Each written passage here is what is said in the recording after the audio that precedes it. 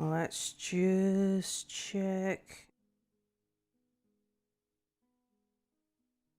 Let's just check Twitch. Yep, we're live on Twitch. Let's just check YouTube.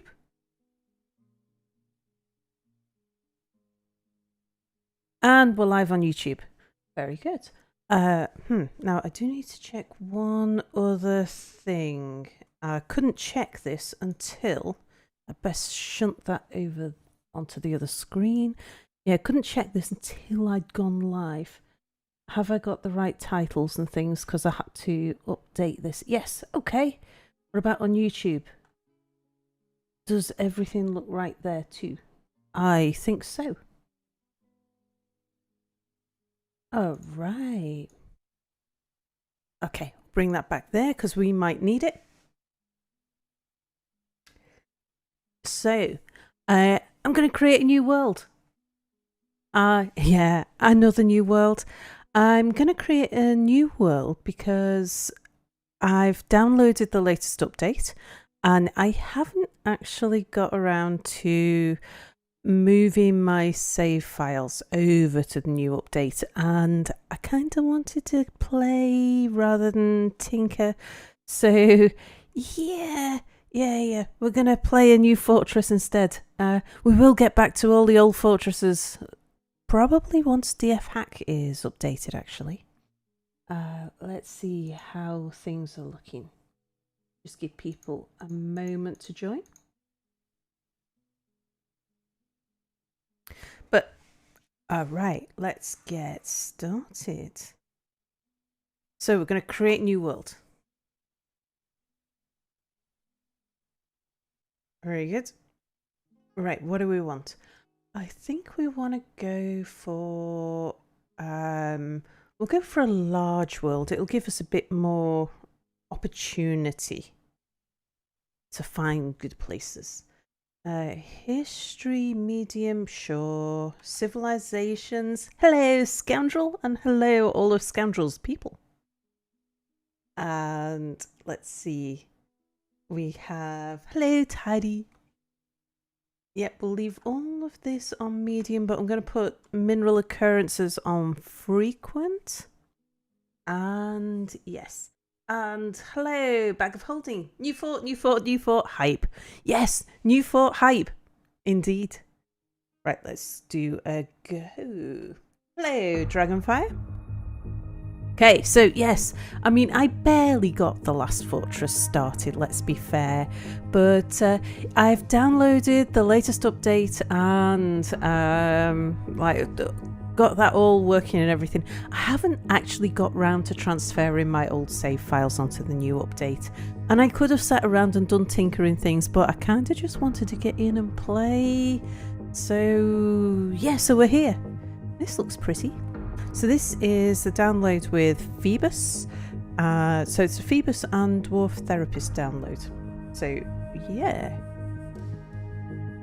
But I don't even know what kind of fortress I want to play. I'm kind of tempted by maybe an above ground fortress, like building a tower sort of thing.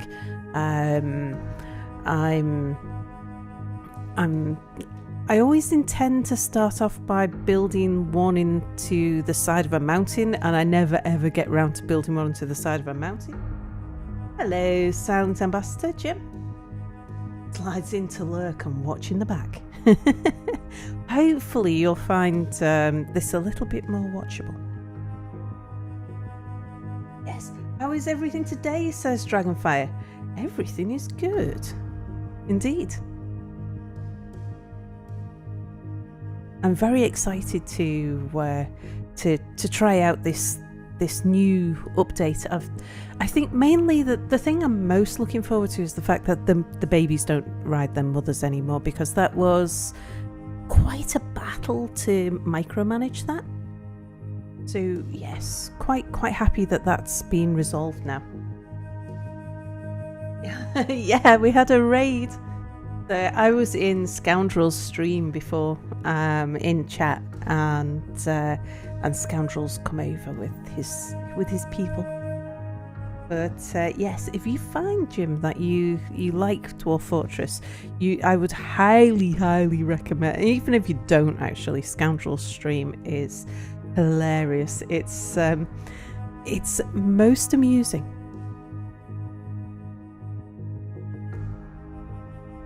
Let's see, we're up to year 121. We'll let it tick on just a little bit longer. Looks like we've got a nice big landmass there, though. That's a good thing.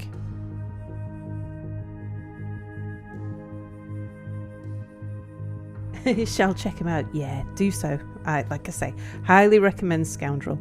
Very funny. Good listening. Not always safe for work. Yes, there was much urine discussion. Indeed. We were having a conversation about, well, boiling piss. After standing up and stretching out, I finally realised just how knackered I am. I'm going to take down my PC while I watch a bit and then slope off to bed. So good night in advance. Good night to you too, Scoundrel. Is there a shout out command in here? Got to get shouting out of the streamers. Don't boil piss. Indeed. Urine is a term that's more safe for work. Do you know, I don't know what commands we've got set up. I don't even know what bot we've got set up at the moment. So, yeah, I leave these things to Mia, and then I tend to stream at a time when Mia's not awake. So it's and then if I set something up myself, then Mia comes and puts something, looks at it, tuts and does something else. Right, yeah, we've got year 156. That should do us. So let's let that finish. Hello, Cupo. What if you work at the piss distillery? The pistillery, if you will. Yeah, well, it would have to be safe for work in that instance. Although some of the other things, it's bizarre. It's only the second place where necrophilia has been a key feature of discussions.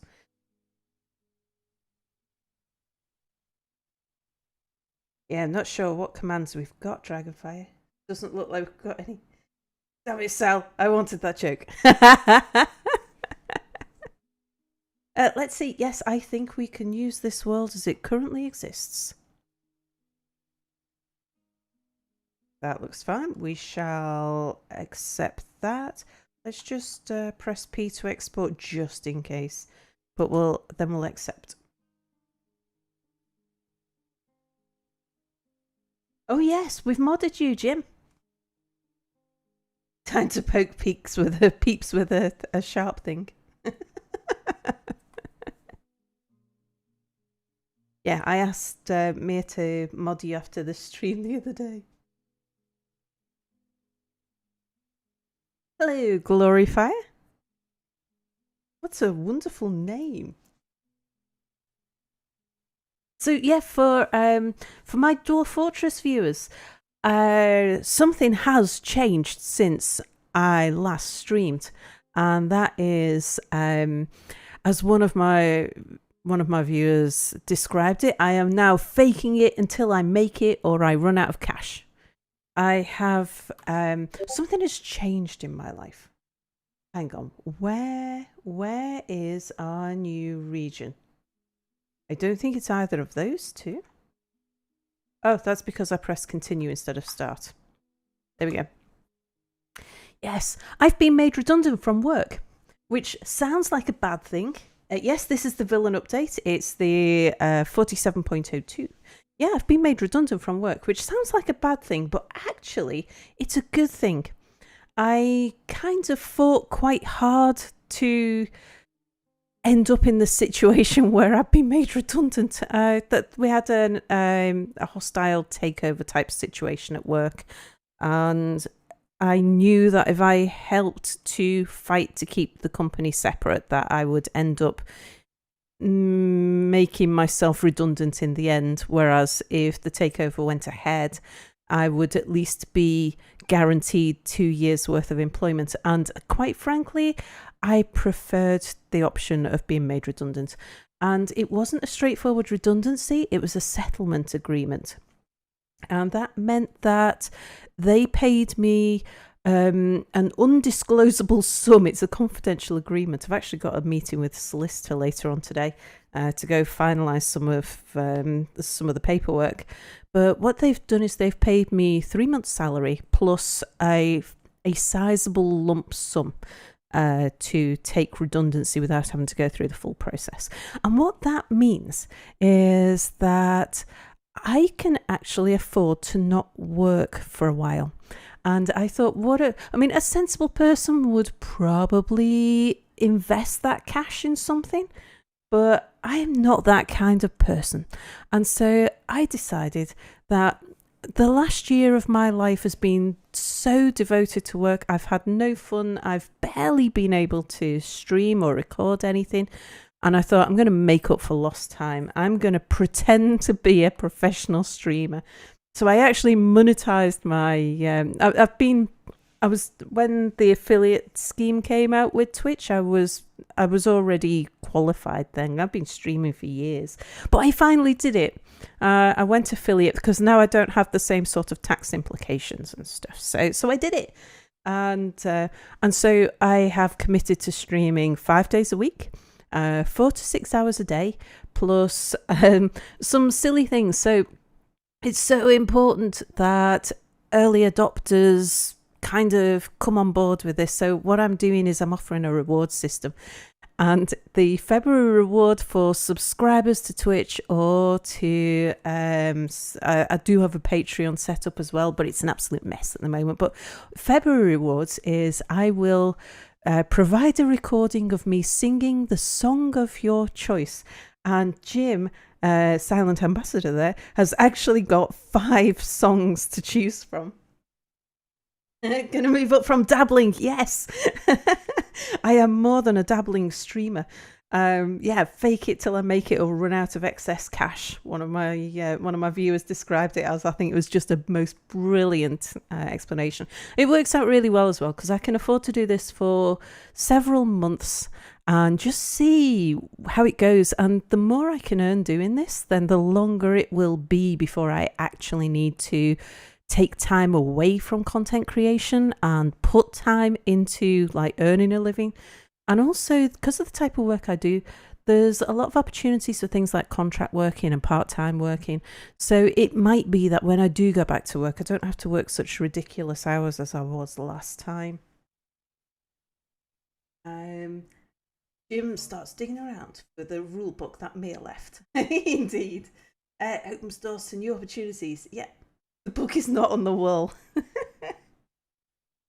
And most people here won't get that reference, but chat a few years ago trolled me for at least half an hour, might have been an hour. I was playing Skyrim and chat there was a total conspiracy. Everybody was telling me that the key to a locked door was on the wall.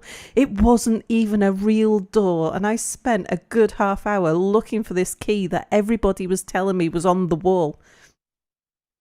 So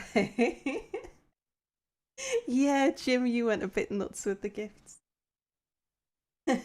Scoundrel says, congratulations, I've not had a proper job for years now, but I've never pulled my finger out and actually got beyond my scrub tier of tomfoolery. It was such a great night. The night that you all trolled me. I thought, actually, I really enjoyed, not last night, it was the night before stream, with the NID where we got onto Raft, and that was fun. But anyway, let's. What kind of environment do we want? Let's have a browsy around this world and see what we've got here. It's a large world, so we can't see it all. Let's see if there is anything that looks obvious on the world map. I think because it's so large, we're not seeing much in the way of helpful detail on the world map. Obviously, I say obviously, I don't think we want to go for a little island, but happy to take suggestions from chat as to what kind of world we might want to set up. Nothing sort of jumps out there. Let's keep on browsing around here. I think something I want to be sure of is um definitely no aquifers. In fact, should we do a find first? We'll say I am quite happy to go up in the dimensions. We'll go 6 and 6, see what you can find there. Don't mind savagery, evil, elevation, temperature, rain, drainage, fluxstone. We'll say yes, we want fluxstone. Aquifers, no. Aquifers, no. River, don't mind. Shallow, metal. Yeah, we want some deep metal. Yeah, that'd be nice. Soil, we definitely want at least some. Anything else, I don't mind. So we'll see what it tells us with that. We'll get that running while we have a think about what kind of fortress. Yeah, new fort. Hello, Joker. Multiple metals. Yeah, hopefully we'll see what it comes up with. Because really, all I want to do at this point is just rule out the areas that we definitely don't want. So I definitely don't want aquifers. I got kind of a bit tired of dealing, even with the light aquifers. I mean, they're so easy to deal with, but there were so many of them. I thought an aquifer would just be on the one level or a group of levels. What I wasn't expecting was to dig down 3 layers, find a light aquifer, deal with it, dig down another 5 levels, find another aquifer, and then dig down another 5 levels, find another aquifer. So that was got a bit bored with that. Yeah, the trolling was quite good, as was the raft night too. It was good to hear a lot of the NIG crew back together. All the lead doors we can shake a stick at. So, yeah, and just while I've got you all in chat, I'm going to be doing a stream tomorrow, nothing like this one. It will be at 4 p.m. GMT. There is another group. I've basically got 2 fairly distinct audiences. I play a lot of multiplayer games with a group of gamers called the NID. And in April, we have our next NID away, which is where a bunch of us who stream and record all go on holiday together. And this year it's in Australia, which I'm pleased to say was all bought and paid for long before my redundancy. So it's like a freebie now. And we have we're doing a thing. I can't reveal too much about it, but it's a sort of competition type thing, which is going to be broadcast during our NID away. So there'll be a lot of live, I imagine, video, like vlogs and stuff going on there. That's what happened last time. One of the competitions involves me having to build the most outrageous thing I can think of, but it has to be a little bit PG, on a Minecraft server. And I'm at the moment we're going for, especially with the Australia theme, we're going for a kookaburra on fire. That's the most outrageous thing that we can think of. I'm happy to have other suggestions. I'm also, if anybody has Minecraft, plays Minecraft, and would like to join me, and because my artistry skills are extremely poor, I'll be it is a public server. It's whitelisted, but it's available. Like, people are let on without any without concern. It's just whitelisted to stop spammers and such like. But viewers are going to be welcome, because there was nothing in the rules of the competition that said that I couldn't have help. Anyone who wants to join me will be welcome to. We'll be streaming tomorrow, 4 p.m. GMT, and then again at 8 p.m. GMT.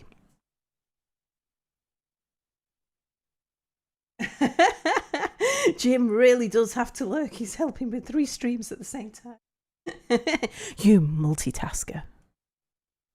Right, how are we getting on? Search is almost complete. Plenty of green spots there for us to have a look at. So what kind of fortress do we fancy? Do we fancy an evil fortress, an above ground fortress? A do we dive deep and see how fast we can get to adamantine? I haven't really decided. I kind of just want to play the new update. That was sort of my main thing. All right, let's browse results. When will you be starting the tutorials? I shall be starting the tutorials the moment that DF Hack comes out as a stable release, because then that way the Lazy Noob Pack will likely come out at the same time as the stable release of DF Hack, and then I can do a tutorial series that includes where to get it and how to download it, that sort of stuff. Putting your technical director skills from TV to use. Did I ever tell you that I used to work in TV? I worked in TV for 6 weeks. I worked for the independent television company, ITV, in the UK. The F-Hack is out now, right? It's out in an experimental version, so we're probably only days away from the stable release of it. There are a number of packs which have got it included, which unfortunately I'd already downloaded this version before I realised. So I'm not playing with DF Hack just at the moment. Right, shall we have a browse? Where's my cursor? There it is. Yeah. So what kind of fortress do we want? Anybody got any preferences? I am open to suggestions. So, oh wow, that's neat. No, I don't think you told us that. So ITV does, it's like it's hard to say it's regional because it's a conglomeration of regional TV channels. It does lots of sort of sitcoms, reality TV. It's got an extremely long-running soap opera called Coronation Street. I haven't watched ITV for years. I haven't watched much. I don't actually have a TV, so I don't really watch much TV at all. Just like stuff on YouTube and things like that. We could go for a bit of purple. Do something a little bit. Angie, I want trees. I suppose that's something. I do like it when we've got some trees, rather than the no tree challenge where you set off with wood and you embark. I'll do that one day, but not my favourite. But all I did, it was a temporary job while I was between some jobs. I'd been working as a business strategist, and I was forever arguing with accountants. I could not, for the life of me, understand how accountants' heads worked. So I couldn't talk to them. It's like I've worked as an engineer. I can talk to engineers. I've worked in tech. I can talk to tech guys. I've done sales, marketing. I've been involved with law. I could talk to lawyers. I could talk to pretty much everyone in an organisation and understand what they were getting at. Talk their language with them, but I could not talk to accountants. I just couldn't understand. Oh, there's a tower. Couldn't understand what it just didn't make sense to me at all. So I had when I was between jobs at one point, I got in touch with some agency friends and said, just find me a temp job working with accountants, because I want to get inside their heads. I want to understand what it is. Why because I don't understand them. I want to understand. And so they got me a job working in the accounting department at the TV company. Night, Joker. Thanks for joining us. So all TV you've done is the educational system, a few documentaries and TV shows geared at 10 to 16-year-olds. Oh, fine.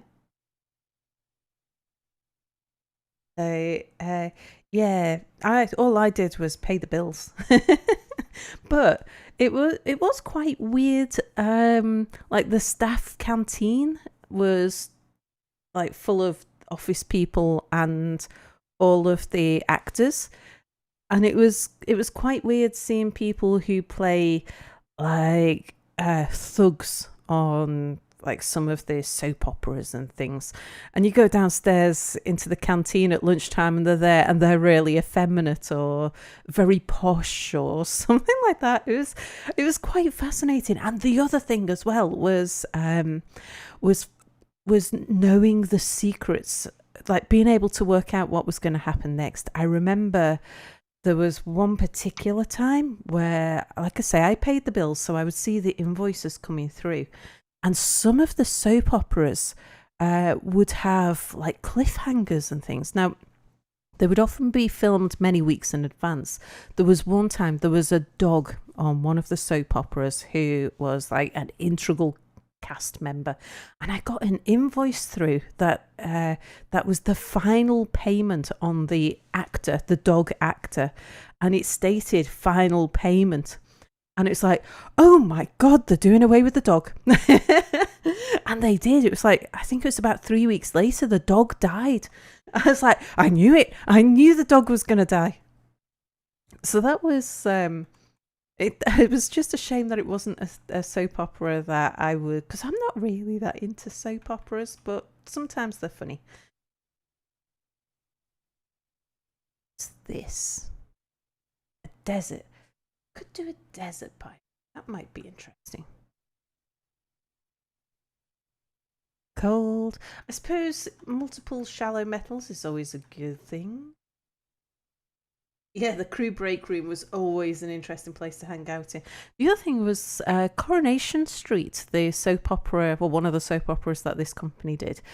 They had a set built, which was a very substantial set. It was brick built buildings. It was a brick built street with like proper house looking houses. And on the street, as part of the set, was a pub, and it was actually a working pub. And we go into the pub on break time and go and play pool in the Coronation Street pub. What was it called? The Rover's Return. So there was some parts of the sets, like the houses would look substantial. They would be like proper brick built houses, but they would only be proper on 3 walls, and then they wouldn't be like a proper house on the 4th wall, because that's where the camera crew would be. Hello, Mertek. Welcome to the stream. So, what do we want to do? Do we want to go near a tower? I don't want to go too close to aquifers. Little soil, shallow metals, deep metals, flux. Now, if we do... Oh, there's no trees there. Might need to go a little bit further to find some trees. The creepy flag.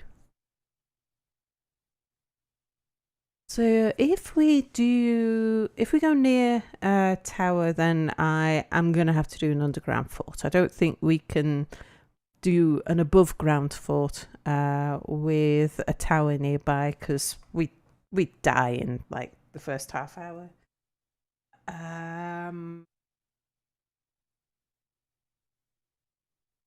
If we do an above ground fort, then we'd need somewhere where there's lots of trees. So who have we got up here, by the way? The Hill of Abatement. I guess these are human settlements over here.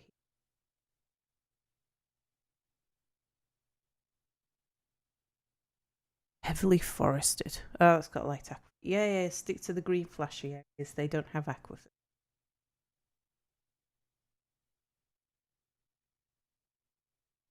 Kind of tempted by a desert start.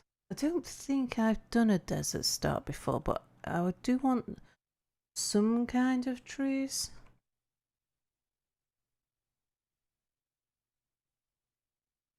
What have we got down here? Clay, some soil, shallow metal, deep metals. That be...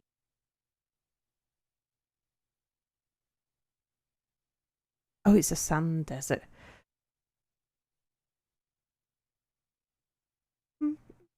Maybe. Trees are scared. Never done an above ground fort.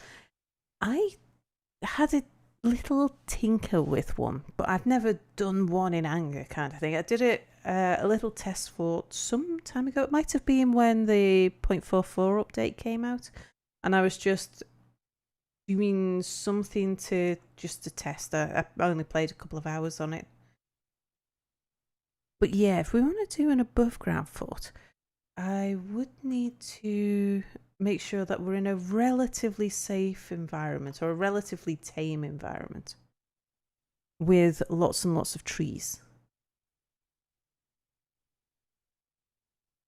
I mean, it doesn't have to be serene. Untamed wilds would be fine. It's sort of, you don't want to be too close to a tower. Because like our main risks are going to be in the early days. We would be at risk from particularly werebeasts and the wild animal population. What we don't want to add to that is at the outset is for zombies to be wandering on and killing you before you've got any kind of defenses, because it takes so much longer to build anything. Heavily forested. Clay, some soil, shallow metal, deep metals, fluxstone. You embarked in untamed wild the other day and immediately got killed by giant alligators. Oh boy. Never seen desert either. Deserts are fun. The only problem with deserts is that you don't get much in the way of trees. Some of them have no trees at all. But sometimes they don't have trees. They have things like cactuses, which give you wood, but there's not much. So doing an above ground fort in a desert it's not impossible, but it would take some thinking about. We could maybe go there. It'd be nice if we could find somewhere that was heavily forested that had shallow metals. This version 0.02 changed the werebeast trigger a bit. I actually have not had one show up. What? I did read that the triggers had changed, but you never know which direction that's going in. I found that maybe 1 in 3 forts of mine, a werebeast, up until now, a werebeast turns up within the first year. It's usually around about the first winter for me. But 2/3 of my forts, it's later than that. But yeah, about 30 odd % of my forts, it turns up by the first winter. Same for you. Year 2 and no attacks, even though you're next to it. Let's have a look. No aquifers are not. I'm not doing aquifers. Board of aquifers. Heavily forested, shallow metal. Oh, do you know what we should do actually? Where was that one there? Because what I can do is have a little whiz around on the map itself and just see if we might get shallow metals on a different position on the map.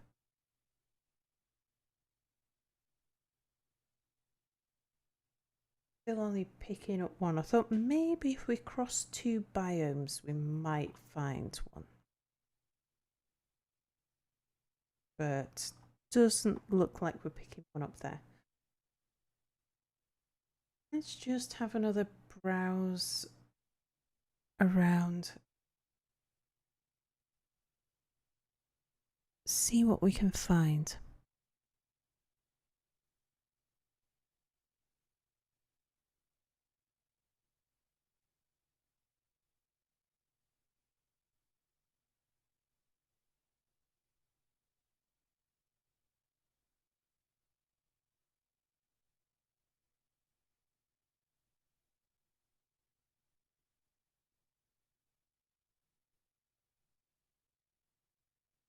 Heavily forested. I don't think I've ever played in heavily forested either. Only if I played in woodland plenty of times. Heavily forested might pose its own difficulties, just with having too many trees to deal with. We're up in the mountains there. Let's just shoot over a little bit. But I guess if we do an above ground fortress, it would be a good thing to have far too much wood.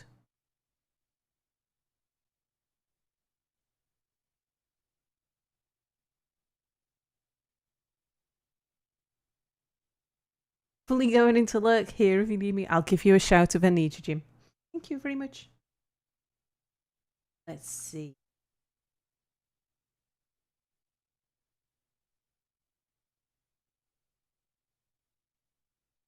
Well, maybe we just go for a single shower.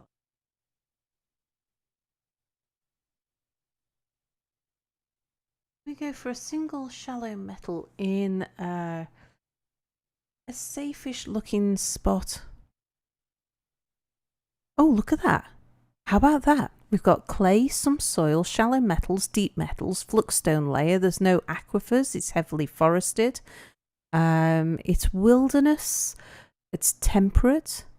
Other vegetation is thick. That would be a good place to do a fortress that is above ground. Hello, Tammy, who's been looking for 10 minutes. Just have a look. What happens if we get a little bit of that stream in there? Oh, if we were to go for that spot there, let's see what we would get. We don't have a tower in sort of attack range. We do have goblins. We would have to... The rooted hammers is who they suggest as our... let's just clear find results. Let's have a look at these different societies. Would it make sense for us to go for a local tribe? You can see it's the blue change in there. The Silvery Wyatts has very, very few people looking at it. They've only got one settlement just there. Maybe we should go for a dying civilization. We could help the Silvery Wyatts to spread and re-establish themselves. That might be interesting. How are we looking in relative elevation? Well, looks a little bit hilly, but not too bad, I don't think. Yeah, it's reasonably flat. We can deal with that. Let's have a look at what biomes we've got. We've got 3 biomes. So that is temperate, heavily forested, thick wilderness. This is temperate woodland, moderate vegetation and wilderness. And up in our northwest corner, we would have temperate woodland, moderate vegetation and wilderness. So in each of them, we've got clay, some soil, shallow metals, deep metals, and fluxstone layer. We have the Jungle of Beards would be our main area. The Vanished Hills is to the southwest. And the Vanished Hills also to the northwest. Okie dokie. I think we go there. Let's embark. A very large area. Yeah, we're fine. We'll probably end up playing a new fort before we get like 200 dwarves anyway. Right, let's prepare carefully. So, let's see who we've got here. I know I don't usually do this on stream, but let's just have a quick glance at some of these people and see if there's anything in particular that this person is good at. Natural ability with music and ability to read emotions fairly well, and good intuition, but has meagre creativity, a shortage of patience, poor analytical abilities, a little difficulty with words, poor kinesthetic sense, and a poor ability to manage or understand social relationships. Okay, so they are not going to be our trader. Let's see. He personally views competition as a crucial driving force in the world, sees those that attempt to maintain dignified and proper behaviour as vain and offensive, respects the development of skills, sees perseverance in the face of adversity as bull-headed and foolish, and values self-control. Dreams of crafting a masterwork someday. Hello, bag of holding. Yeah, not the expedition leader. I think that's true. So this guy here is will be a good person for us, but not one of our... Nobody that jumps out immediately. Let's have a look at our next one. So what we're looking for particularly is somebody who would be a good tactician, someone who would be a good trader, and someone who would be a good doctor. And then we can just spread the skills amongst the others. Let's have a look at Cole here. All right, he is... has a very good sense of empathy and a sum of patience, but he has an iffy sense for music, little willpower, poor memory, quite poor focus, and poor kinesthetic sense. Now, there's nothing there that says he would make a bad trader, so this person's like, you know, up there for being a trader. He personally believes friendship is a key to the ideal life. He dreams of crafting a masterwork someday. Okay. Right, so let's remember that Cole is a good candidate for, well, either tactician or for trader, actually. Let's see, what have we got here? Has a great feel for social relationships, great creativity, and a natural ability of music, but poor empathy. Again, that's not too bad. Personally values family and doesn't particularly care about crafts dwarfship. What? Are you really a dwarf? He dreams of creating a great work of art. Right, we shall make sure that he actually then gets a job of stone detailing. Doesn't particularly care about crafts dwarfship. That means that we should definitely make Logan a miner, because our miner doesn't get to do much crafting.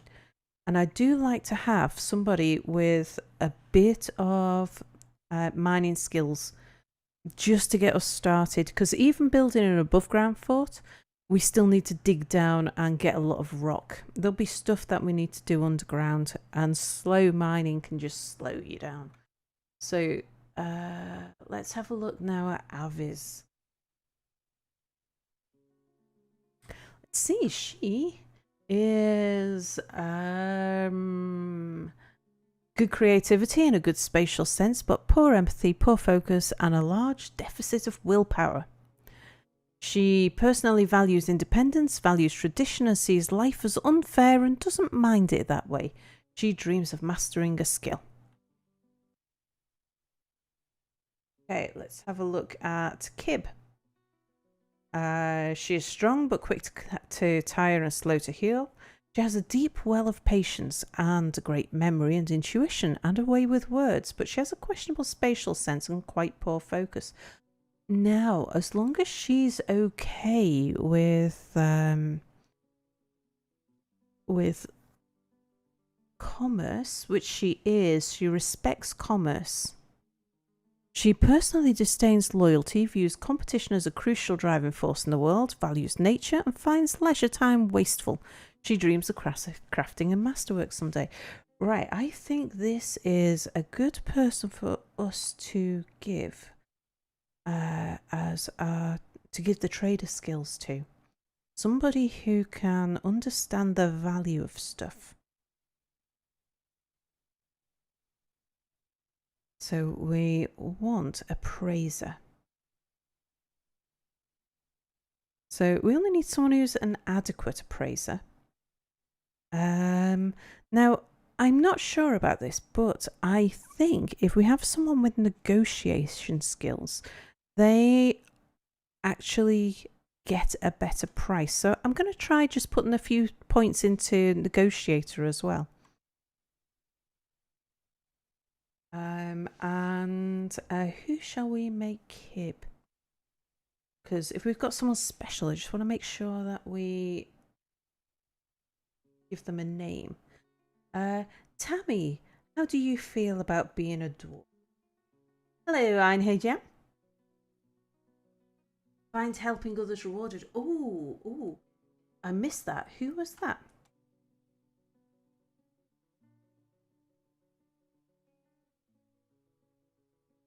Tammy, let me know if you don't want to be dwarfed, and I shall take you out. Let's have a look at Minkot. See, so she has a great ability to focus, a very good sense of empathy, and good creativity, but she has poor analytical abilities, a shortage of patience, little linguistic ability, and little natural inclination towards music.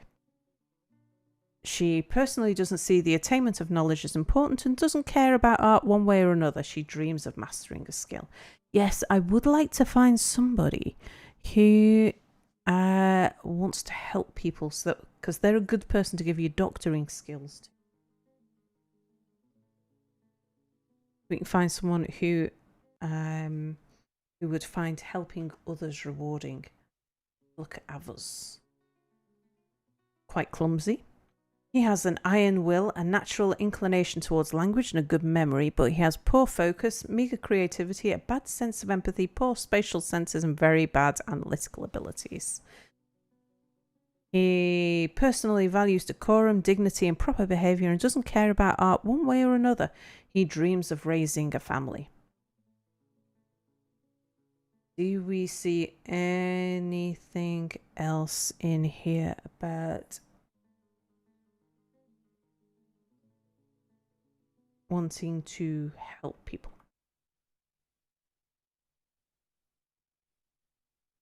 So Cole was a good guy, so I think we will. Well, there was nothing wrong with Cole.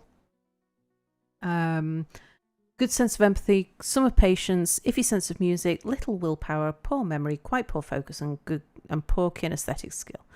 So I think we will make Cole our tactician because he's neutral.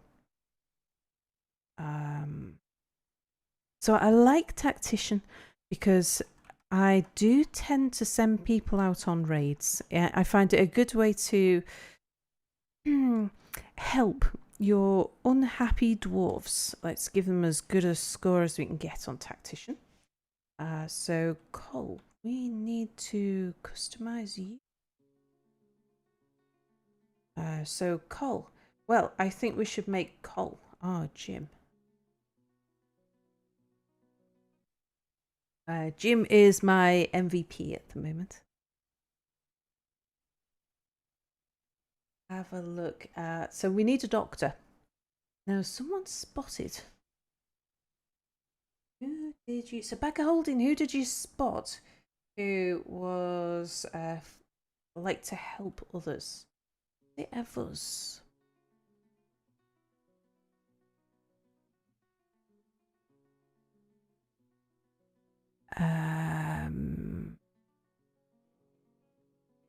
Don't see anything there. Otherwise, we'll just have, because I need somebody who's not doing anything else to be the doctor, because we want to put all of the points into doctoring.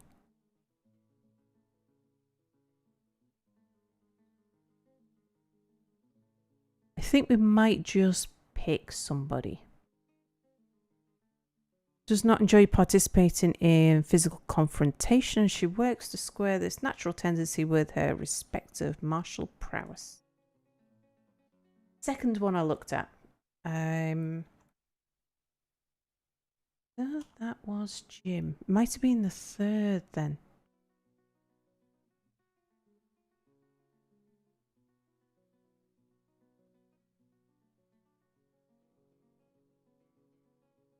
Don't see it there. Let's have a look at Logan.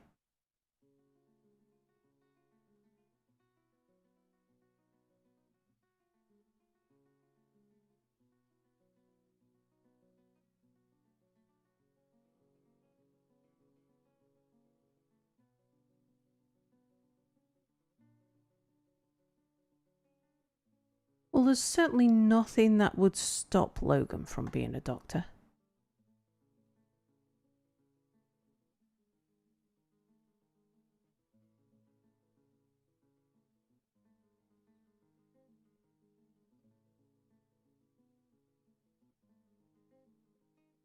So I think rather than looking for more, oh no, I've already given Logan some skills, haven't I? What about Mincot?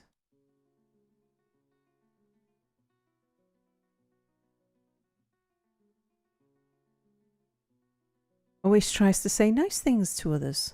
Lives a fast-paced life, tendency towards deep emotional bonds with others, often feels discouraged, a little wasteful when working on projects, likes a little excitement now and then, tries to do things correctly each time, trusting, finds helping others emotionally rewarding. Perfect. Okay, so Mincot, you're gonna be our doctor. So,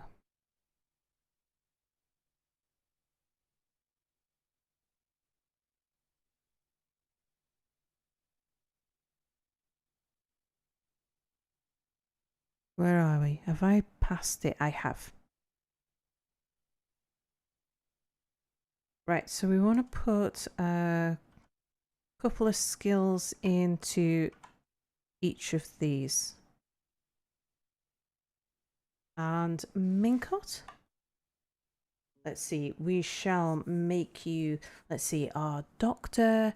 We should make into, let me see, who have we got? I suppose I should do my subscribers, shouldn't I?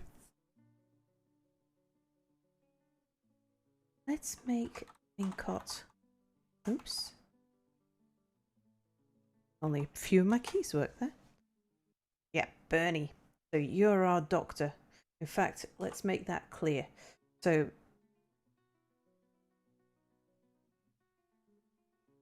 you shall be Doc Bernie. Very good. And then, right, that's all the skills that we need. Now let's go to the items. Steel anvil, definitely not spending that many points on a steel anvil. Not bothered about cave wheat seeds, not bothered about rock sweet pod seeds or rock nuts or dimple cups. Yes, we'll take some prepared spleen with us. I'll do away with the pond turtles. We'll bring some other meat with us that isn't fish.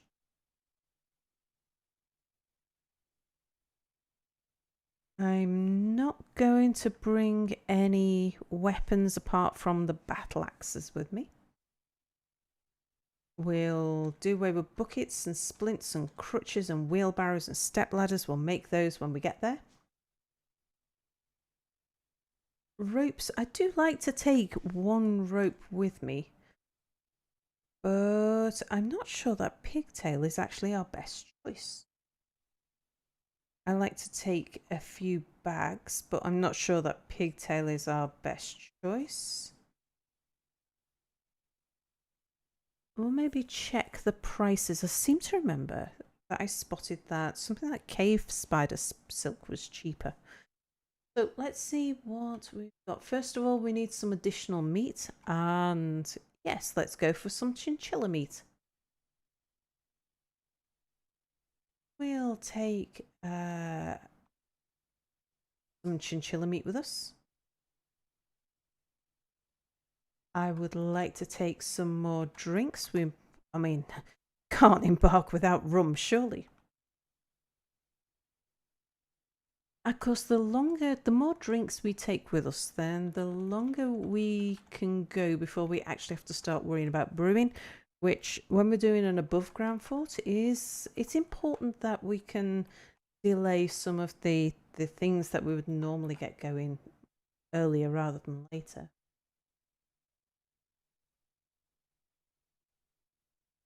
Wonder why they only have steel anvils and don't have iron. Right, leather. Want to take a little bit of leather for that inevitable strange mood. We want to take a little bit of silk for the same reason. Especially if we're not going to be digging down too soon. I mean, we might get there and you know, change your mind a little bit. Let's take a little bit of sheep's wool cloth. I mean, maybe we'll sink a hole in the ground and dig straight down for adamantine or something. Let's take some copper.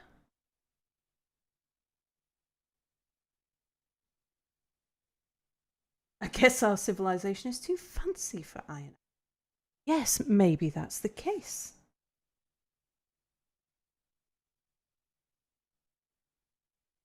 Bars. Don't want any cut gems. We do want a little bit of green glass. Take a little bit of that.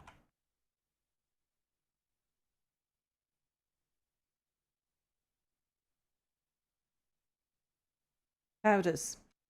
Oh, I am a believer in taking gypsum dye with you. So we'll take some gypsum dye.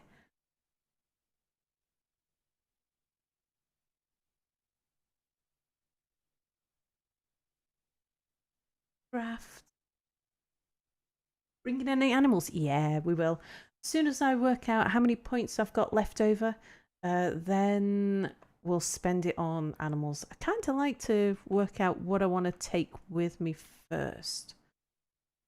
Well, once we know where we are and kind of know whether I need a military setup or like this is going to be relatively safe. Now, I've brought with me some bags of, I think it's pigtail bags that we've got. We can get bags as cheap as 10. I'll check that in a moment. Thread, we can get as cheap as 6. Ropes, we can get as cheap as 10. So let's just see what we're paying at the moment. A rope for 20, so we're going to say no. No, we're going to say no to the pigtail ropes. Pigtail bags are 20, so we're going to say no to pigtail bags. And we're going to add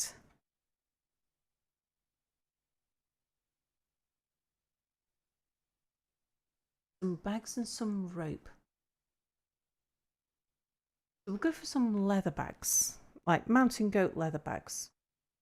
I do like to take just a couple of leather bags and then rope.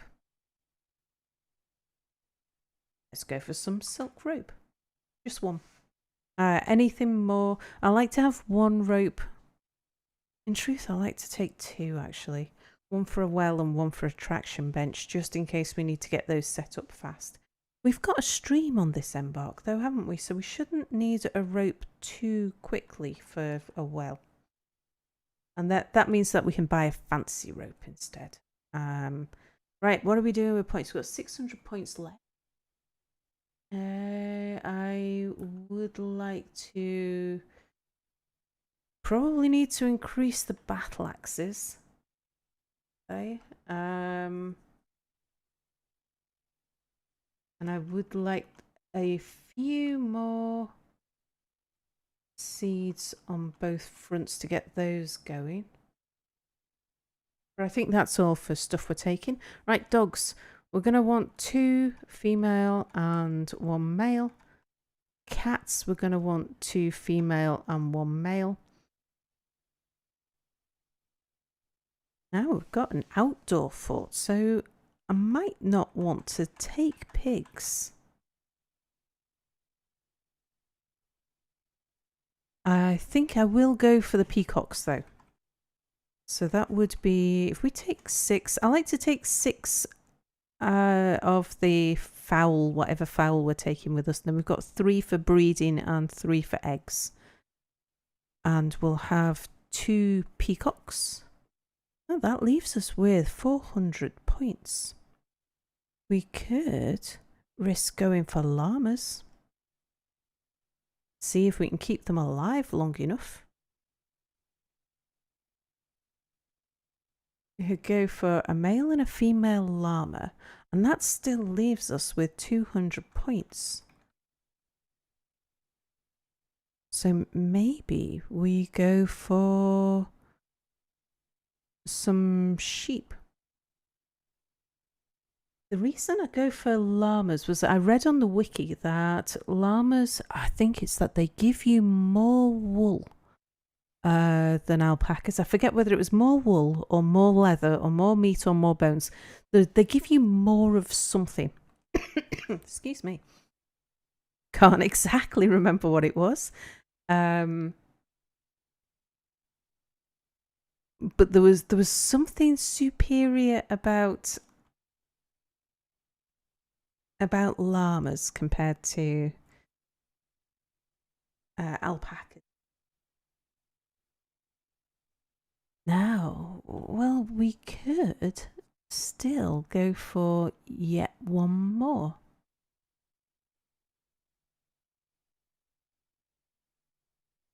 I mean, we could go for...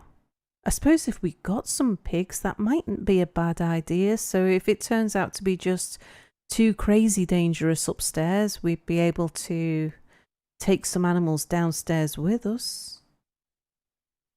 Hey, Babom, thank you for the subscription. I shall dwarf you in just a second.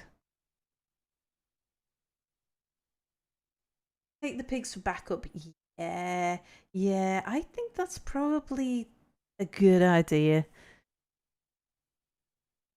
So if we take a sow, and I just need to lose one seed. I think we'll lose one plump helmet spawn.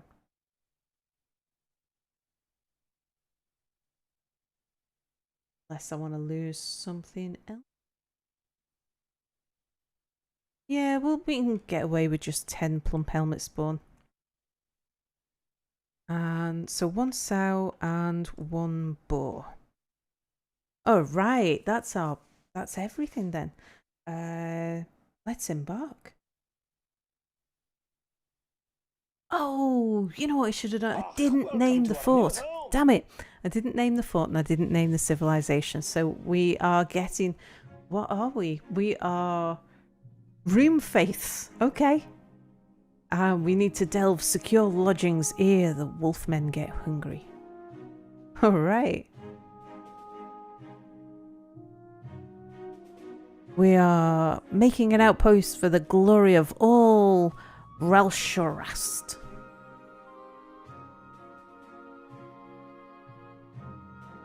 Let's go. It's just doing a... Oh, I don't know if it's doing an autosave. I used to have it set up to do autosaving at Embark, but that might have been a DF hack thing. Is this 0.47? Asks Holy Bandit. Yes, it is. This is 0.47. This is 47.02. And bacon is tasty. Yeah, indeed. So it is 47.02 with the Phoebus tile set, and we have Dwarf Therapist with the dark theme, which seems to be very popular with people. So speaking of Dwarf Therapist, let's bring Dwarf Therapist up and connect. And I've actually tinkered with Dwarf Therapist. I've changed the highlighting colours so that I can see them. For those who don't know, I am a little bit colourblind. So I struggle to see who are my miners and who are not my miners. Now, we are going to have to get some people woodcutting. Let's set some nicknames. So for a start, Avuz, you shall be Babom, my most recent subscriber. Thank you, Babom. We should have Spotted Cow in here.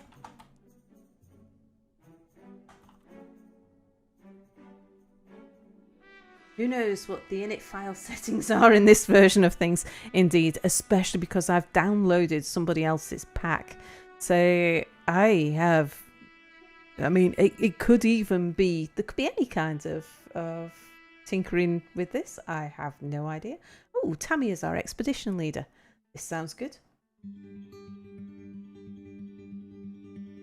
2 more to rename. So let's go for... Oh, somebody wanted to make a masterwork. Who was it? We should make that. Potato.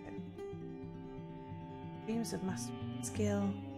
Dreams of raising a family. Dreams of master skill. Of masterwork. Great work of art. Right, Logan. And then that way, I know. So Crazy Potato, who is probably sleeping at the moment, does all of the artwork on my channel. And that leaves us with one more. Hello, Fezzy. Welcome to the stream. Let's pick somebody from stream. Bag of holding. Bog. Alright, bag of holding. We've dwarfed you. Okay, Potato is our miner and is also going to be our stone detailer, we know that much. We need a whole bunch of wood choppers. So let's get... Nobody has any skills, so we can just spread the skills around. We can make our doctor a woodcutter as well. We've got 3 axes, I believe. Hello, Lolly. Oh, thank you very much, Lolly Bandit, for your subscription. I shall, our next migration, I shall dwarf you too. Then we can get... We're going to have a lot of building going on. We're going to need a bit of carpentry pretty early. I would like a mason and a stone crafter fairly early on. So let's get those going for the moment. Now let's have a look at this land. First of all, who are we sharing this map with? There are 10 others. A common snapping turtle. Oh, that shouldn't be a problem. Ravens. Are they stealing things? Are they a bird that steals stuff? I can't remember whether I've had problems with ravens. I know I get problems with vultures. They steal stuff. Dwarf you? She's a witch. Burn her. But it doesn't look like there's anything here that's going to try and eat our face immediately. Let's just scroll out and get a feel. Oh, that's scrolling in. Let's scroll out and just get a feel for the lay of the land. So it's looking pretty flat around there. Drop down. So we're on a little bit of a hill. The stream is up in the northeast corner, coming down, having a scout around the northwest. Everything looks... I don't see any minerals, any special ores in the walls. There looks like we've got either loam or sand or something. But yeah, there's no sign of any metals on the surface there. Let's go up a layer. Pretty flat where we are. This looks like rock over here, but doesn't look like gems or ores or anything. There's a little bit of rock over there as well. It's nice to know that there is some rock around.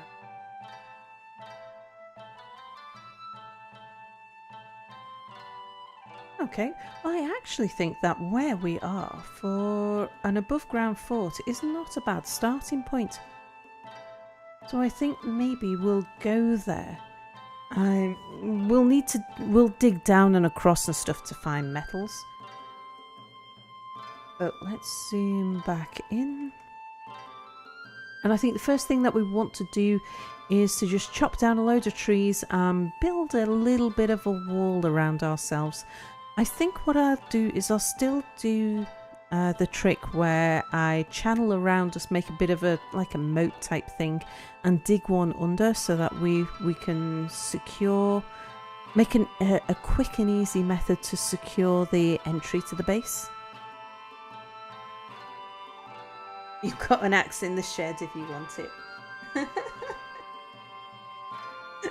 What if you wanted to be dwarfed? Well, as my newest subscriber, I will of course dwarf you. And if you don't want to be dwarfed, I won't dwarf you. Right, let's get chopping some wood. So let's designate some trees to be chopped. I think we'll go up to the edge around about here. We'll go from there and we'll just chop all of the trees that are around the edge of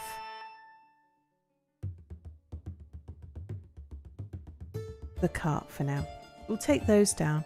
We'll start building a wall around us and we'll start digging something of a moat around us as well. We'll just leave one entranceway and then we'll start building, I think, well, instead of it just being a wall, especially if we have an undercut, maybe it will become a bit of a tower, because even if we build a complete floor, a complete ceiling, this bottom floor will remain soil. So we can have our ground floor being where all the animals live. You also love above ground forts. I have only ever tinkered with above ground forts. I've never sort of worked on above ground forts in anger. I think it's time I did. Now, we need to get the miners doing something useful, I suppose. So let's have a think. If we were having an above ground fort sort of here, so I'm thinking maybe a tower type structure.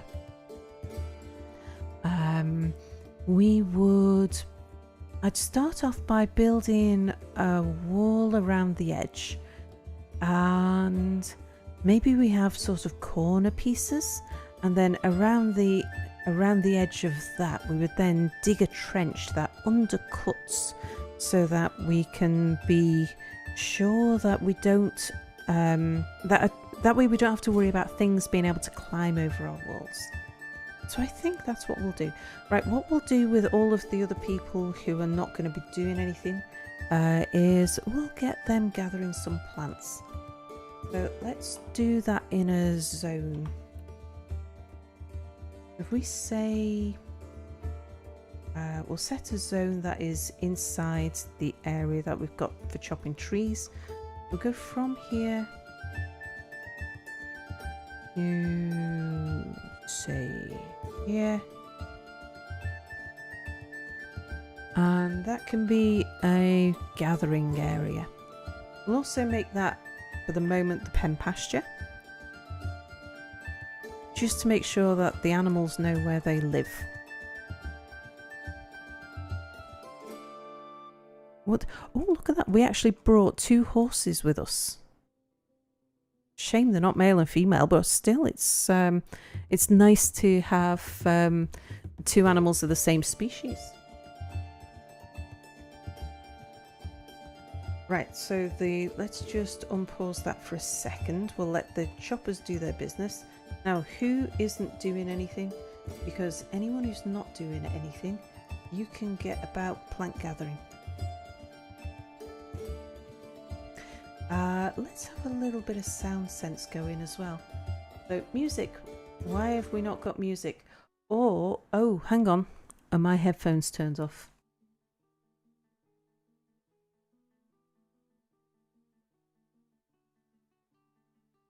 No, I still can't hear music. Oh, you had the music. I can't hear the music. Oh, I know why that'll be. Just one second. Just on the other computer, I bet I'm muted.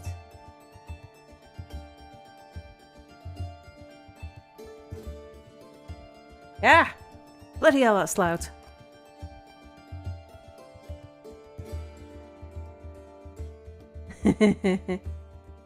Yes, there we go. So yeah, my streaming computer was muted for the headphones, so I couldn't hear the music. Oh, I'm glad you guys have had some music. It's been very quiet for me all this time. Oh, right. Right, off you go, dwarves. You get busy.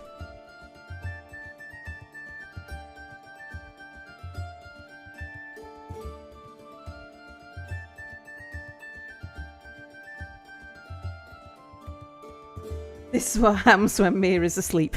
Yeah, I know. Yeah, it's hey, at least I can keep things running. Right, let's start building some constructions. So we want some walls. And let's build the walls. We'll start up here.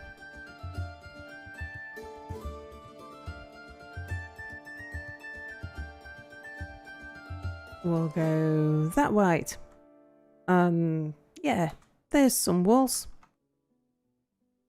I don't entirely know exactly where I'm going to put everything yet, but I figure, well, wherever we've built them, that's where they're going to be.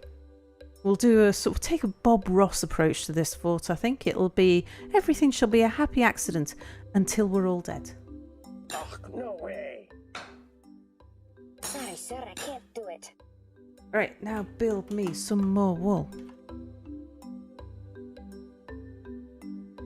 We'll bring this wall, maybe we'll come down here.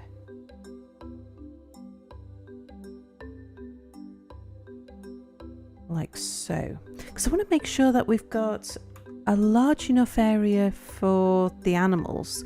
If our ground floor is going to be like our pasture area, you know, like in sort of old time farmhouses, the animals would live underneath the building. I think that's kind of what this is going to be like. So maybe what we'll have is we'll have some corner pieces, and they will be almost like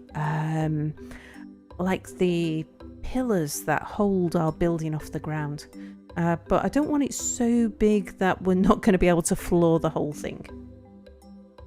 So it needs to be a little bit manageable. Now, actually, do we want to make the corners a little bit fancy? So if we were having staircases, and I think I'll do 2x2 staircases.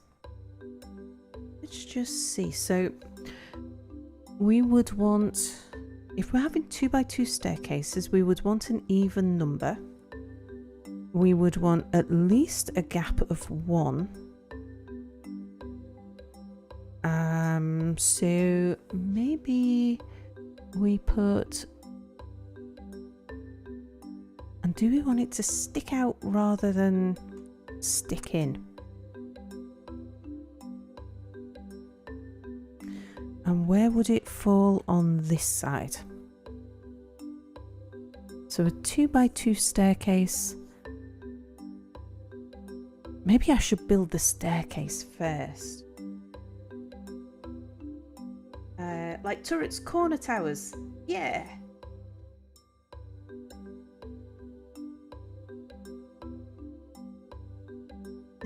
When it's not working, just hit it with a hammer. Indeed. Yeah, I think it's going to be easier if I work out my design by working out where I want my stairs first. So we'll be building an upstairs. So let's say that the one thing we've decided on is that the wall is going to come up there. So I'm going to want the stairs to be at least 1 in. I will probably kind of like 2 in, so that there's a bit of a gap around the stair, but that's probably, I don't want to make it too big because we're like an above ground fort. There's an awful lot of flooring to build, so I shouldn't be too over ambitious with this. Let's put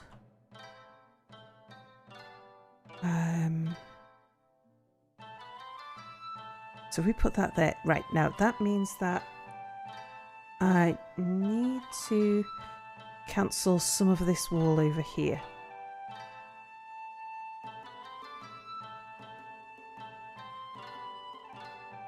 So we don't want you, we don't want you, and we don't want you.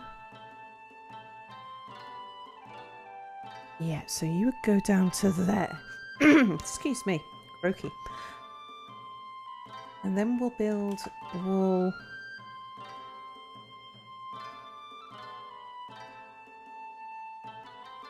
So our wall is going to come out.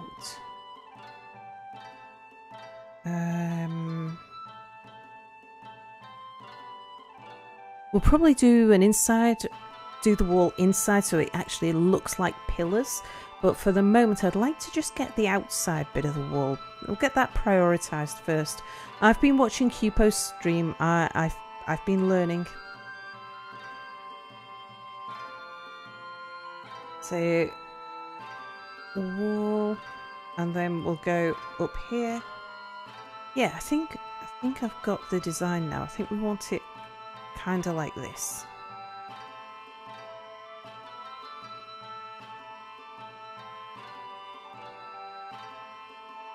And then we'll go across the top here.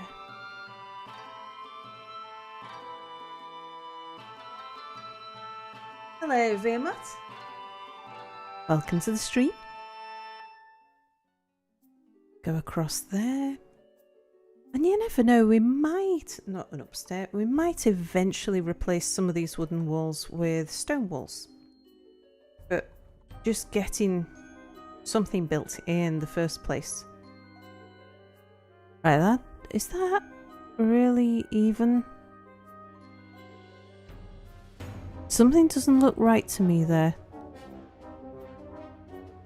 It's not, is it? This wall should be here. Yeah, that needs to go back one.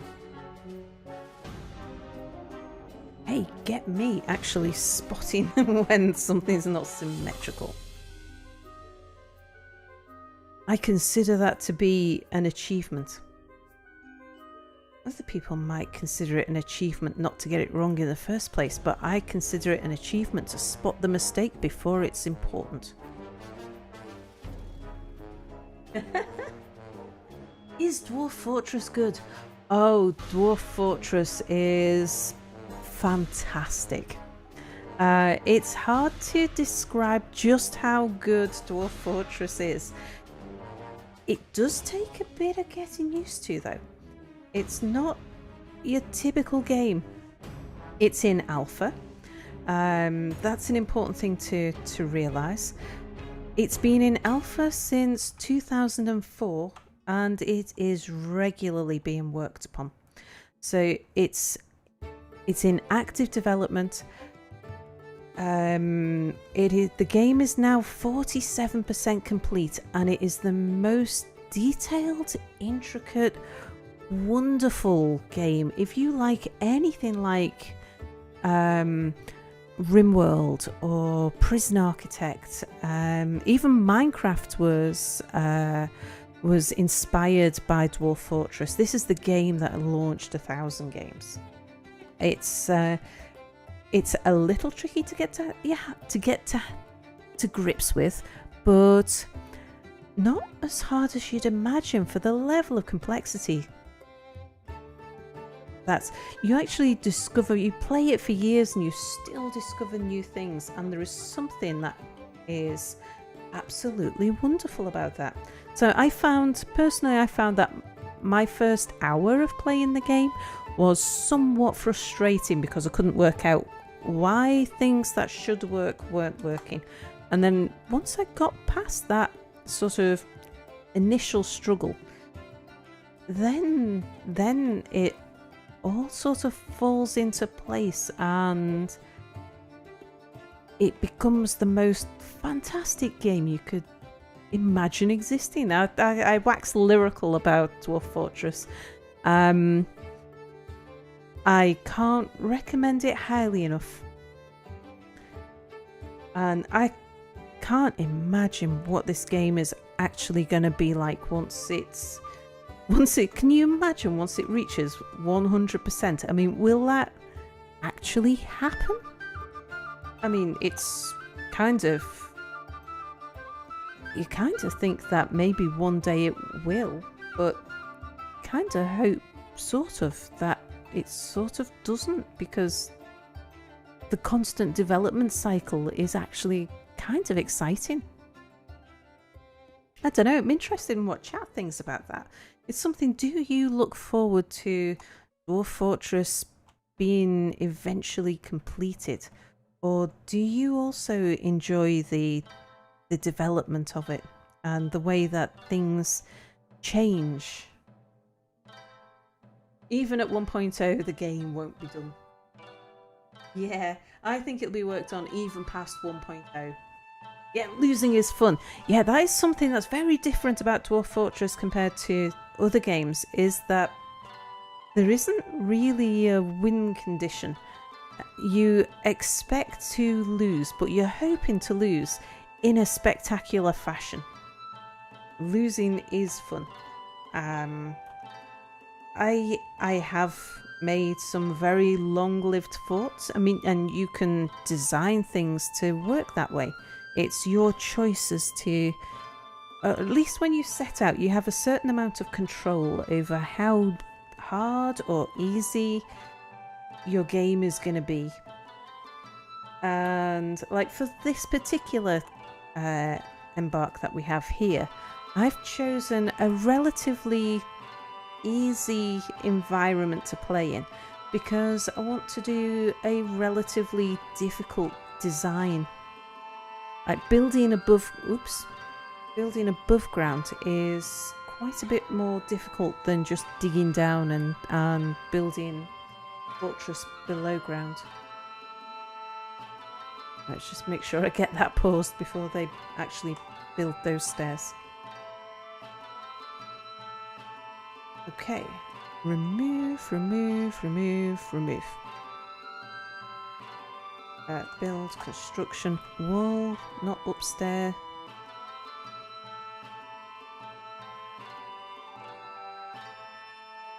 So, with it being created over such a long period of time, there are certain things about the controls that are not intuitive, because things have been added over the years and they've changed the way that maybe some stuff works. It might have. So things about the user interface. Sometimes going down a menu will be the arrow keys. Sometimes it's plus and minus. Sometimes you're using sort of different keys to do different things, and it feels kind of a bit weird. But say it doesn't take long to get used to that at all. Right, what I would like to do now is to get my tree choppers. Chopping some trees down on the outside over here, because yes, we are going to want a moat. If I mark from here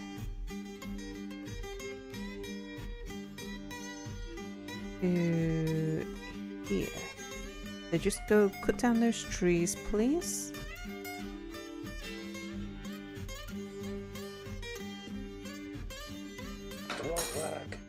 And above ground fort, cool. We'll see how successful this works out though.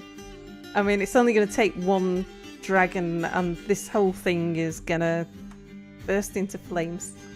But yeah, we'll see. Let's just unsuspend some of those things. So these things have been suspended just because they were the dwarves were walking on it while they were building it.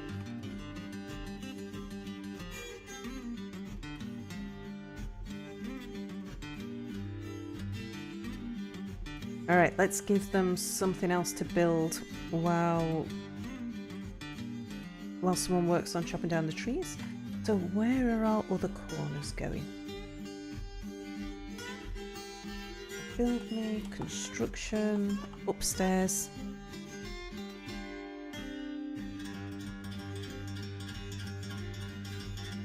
Let's see, so we want to keep it in line. So it's going to come over here.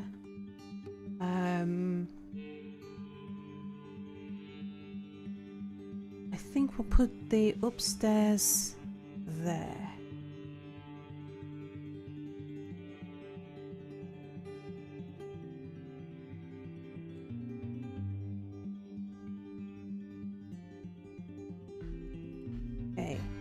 So now our walls can be extended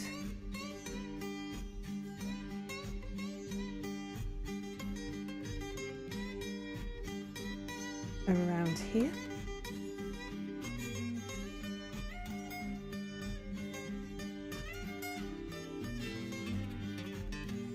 Bring this up. Yeah. Do we need this?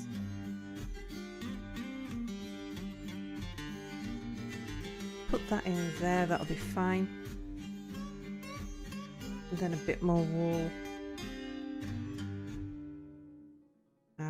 Goes there. Yep, that's right.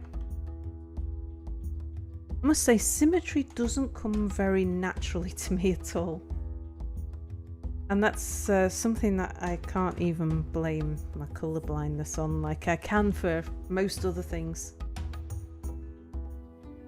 So, wall. I like to have an excuse for most things that I derp about. I really don't mind the fact that I'm a bit derpy. I'm as happy to laugh at myself as chat is happy to laugh at me. But I do like having an excuse.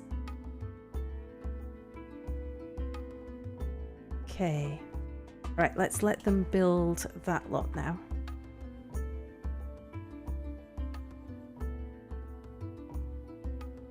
No. Could not find path. Probably because somebody was stood on something. Right, let's get some dwarves digging. So I want them to start channeling.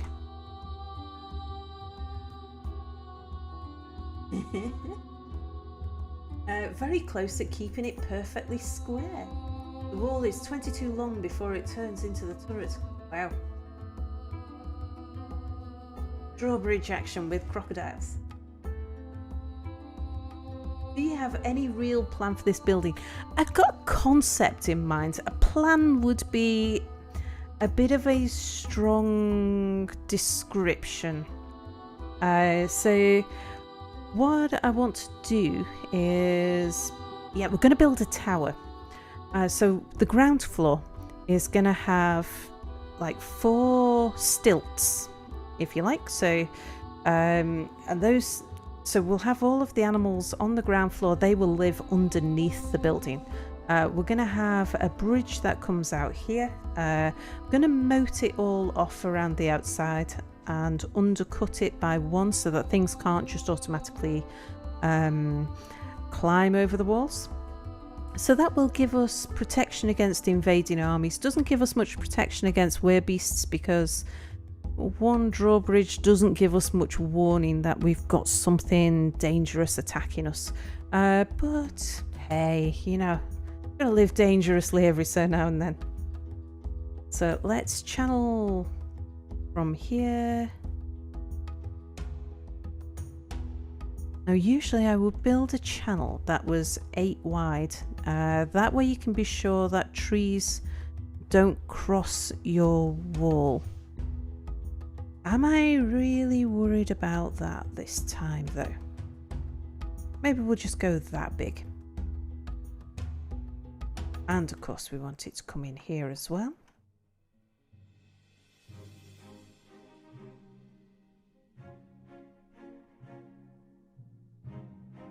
Okay, and now we can get some more trees chopped down to the north.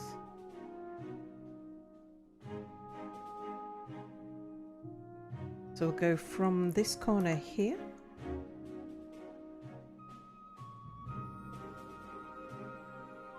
And we'll chop to that corner then. Get rid of those trees. Alright, onwards dwarves.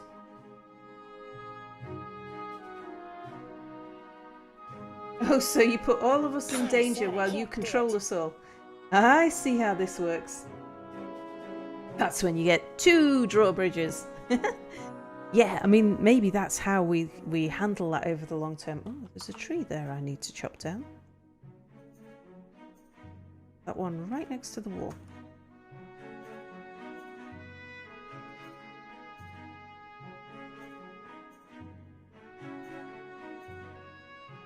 Okay, and let's just unsuspend all of the things that they've suspended. Yeah, I have a thing for drawbridges. I cannot do it. No. When I am building, what can they not find a path to? There's only one wall that's suspended, and it's that one. And there is most definitely a path to that wall. Yes. When I am building a secure fort, if I want a fort that's going to last for a long time, I actually do have a fortress going on exactly like that, but I've put it on hold because it's just too good. It's too good an Embark until DF Hack is ready and I can handle a very big fortress. Because we've got limonite and hematite and gypsum and just all the good stuff. And what I do to make sure that a fortress is very long-lived is I make the entrances to the fortress all underground. I have a network of tunnels, a bit like a rabbit warren. The entrances and exits to the fortress are actually very far away from the fortress, and the tunnels all run underground with bridges at regular intervals. And then that way you can be absolutely sure that your fortress is going to, well, not absolutely, nothing's ever absolutely sure in Dwarf Fortress, but you have the best possible chance of having a long-lived fort. Now, some could argue that that actually is not much fun. Not in the Dwarf Fortress sense of the word. And it is a kind of an easy way to play. I have my last fortress set up like that because I was testing the design. I want to use that as a design for when I record my tutorial series. I'm going to be recording a tutorial series primarily so that I can remind myself how to play when I inevitably put down Dwarf Fortress, which I do from time to time. And then I pick it back up and a month later and I've completely forgotten all of those things all of those little tricks and hints and tips and things, and I have to go search on the forums again. It's like, why doesn't this work? Or how did I used to do that? So I'm going to be doing a recorded tutorial series on my YouTube channel.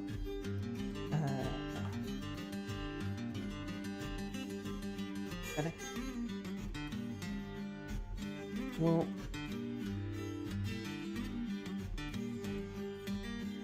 yeah, and because I want to cover off as many of the mechanics as possible, I want a long-lived fort. So I've got a design that I've developed especially for long-lived forts.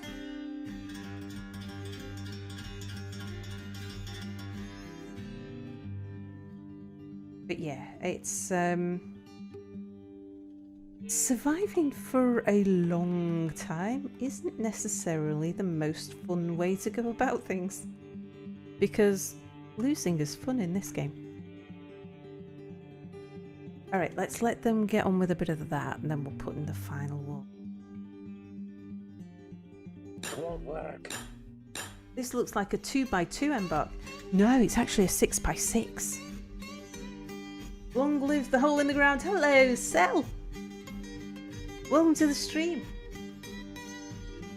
Oh, Cell, I should tell you, because you'll be interested in this. I now have a Discord channel.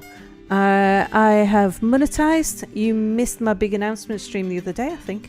I've been made redundant. I am now faking it until I make it.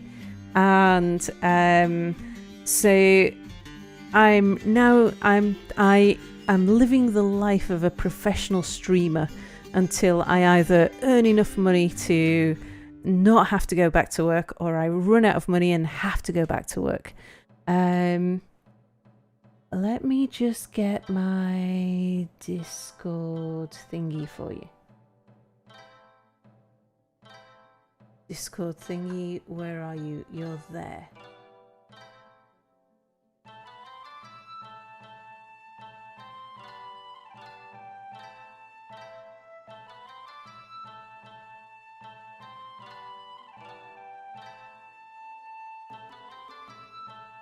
And the key, I am now a pro streamer and the key is totally on the wall. There's my Discord channel. Yes, so there'll be a lot more of me streaming around the place now. I have, so the intention is I think I'll be able to go several months without actually having to work. And because this is all sort of very early days and experimental, for subscribers, and I should have mentioned this actually before to Lolly Bandit who subscribed. I'm offering a reward every month to anyone who subscribes to either Twitch or to my Patreon. And the February reward is I will record me singing a song of your choice.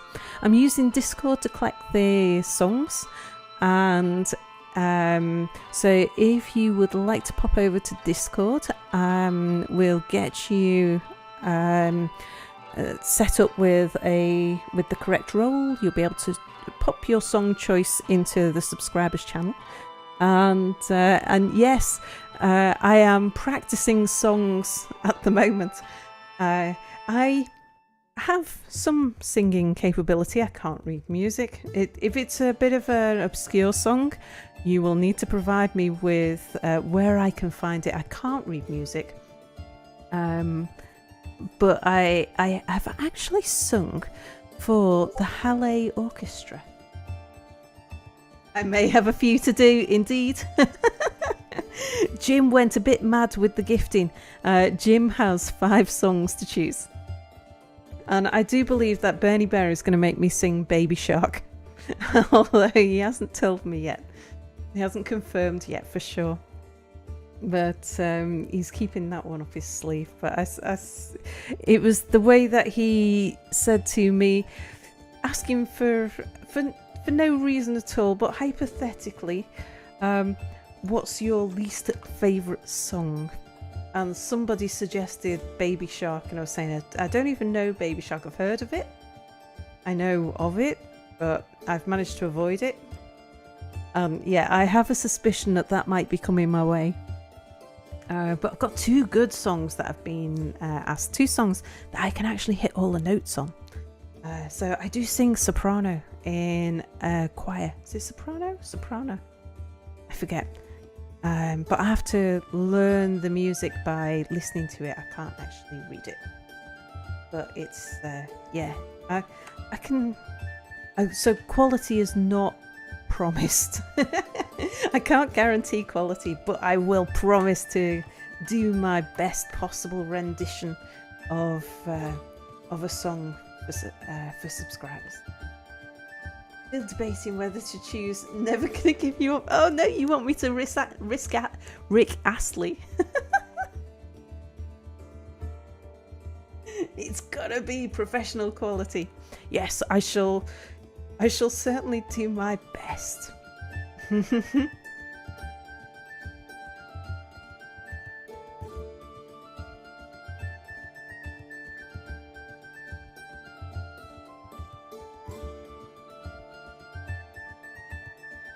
Alright, let's just get that over there. Look at that. Isn't that convenient? The maximum size walls from either side leave me a 3 gap in the middle, which is my favourite size of gate. That's exactly what we need for the trade depot. I guess I'm going to have the trade depot in the pasture area, unless we actually build a ramp upwards to put the trade depot on another floor. Maybe, we'll see. We'll see how that goes. Meanwhile, we should really build some workshops. So let's get... I don't think we'll have the workshops permanently on this floor, but we need to get them down and ready. Loser by Beck. BYOB. Which one's that? Good cell hunt for the key wall try. Scatman.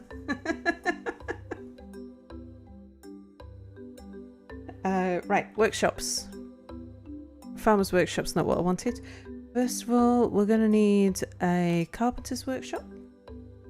Oh, question for chat. People who know Dwarf Fortress well.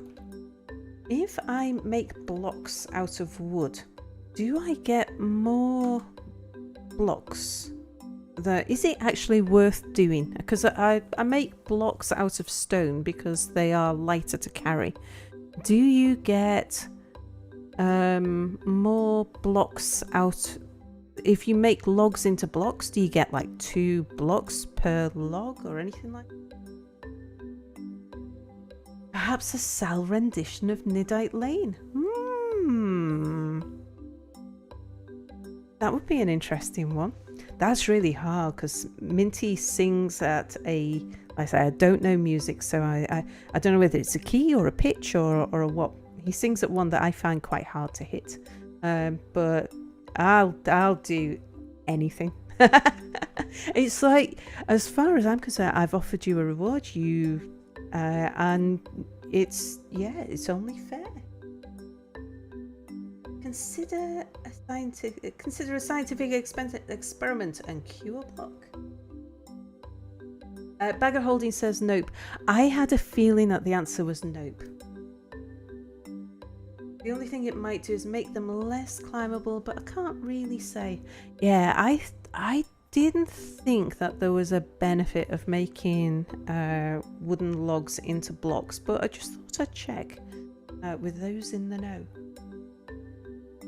Right, we have a carpenter.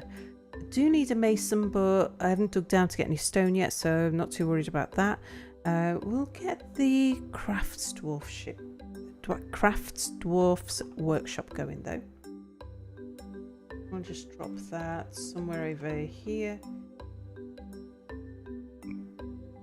Might as well get that ticking over. And the mechanics workshop, that was the main reason why, because like we can't build, pointless having a bridge unless we've got some mechanisms. Now I am going to have to dig down, aren't I, to get some stone to do something with those mechanisms. So do I use one of our corner towers to dig down on, or do we dig down somewhere else?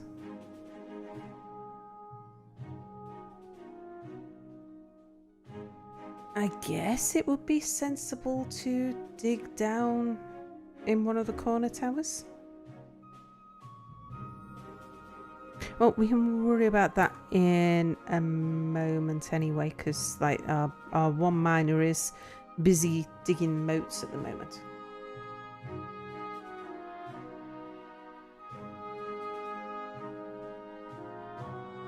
Let's unsuspend the walls that they have suspended.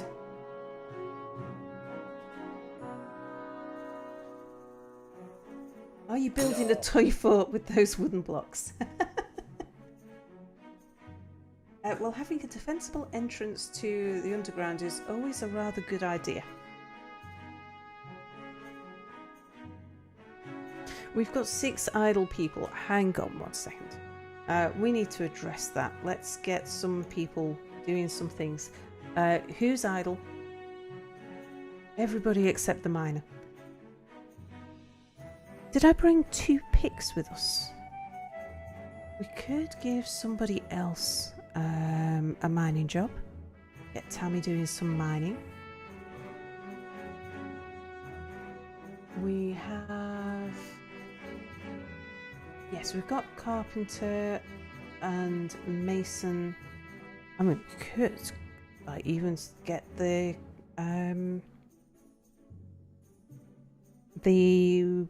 what am I thinking? The farmer's workshop set up and start shearing already. Or we could tell them to start building floors. That's probably not a bad idea. If we go upstairs, we will want to build downstairs. Up downstairs is an X. So from there to there, there.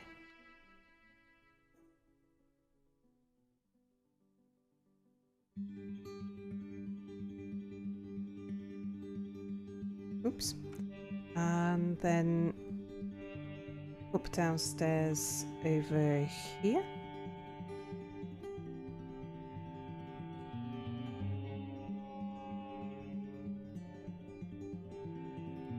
Not so sure you've ever seen a dwarf with the ambition. He dreams of ruling the world before.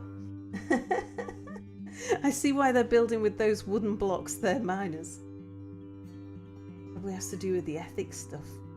Is that in your world, Bagger Holding? Yeah, I don't think I've ever seen that either.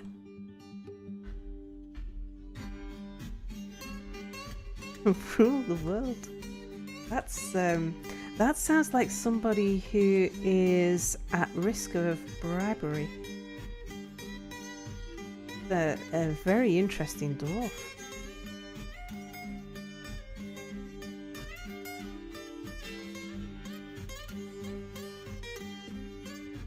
It's almost 10 o'clock for you, Jim. Lolly Bandit says, I'm so glad you use upstairs on the first floor. Every time I see people use only up downstairs, I cry. Yeah, I'm a fan of capping my staircases so that they only go up and down as needed.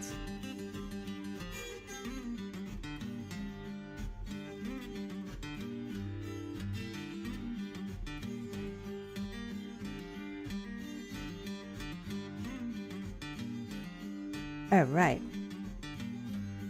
So now, well, I'll need to let them build that before we can do much more with it. And we're going to need to get some trees chopped down over here.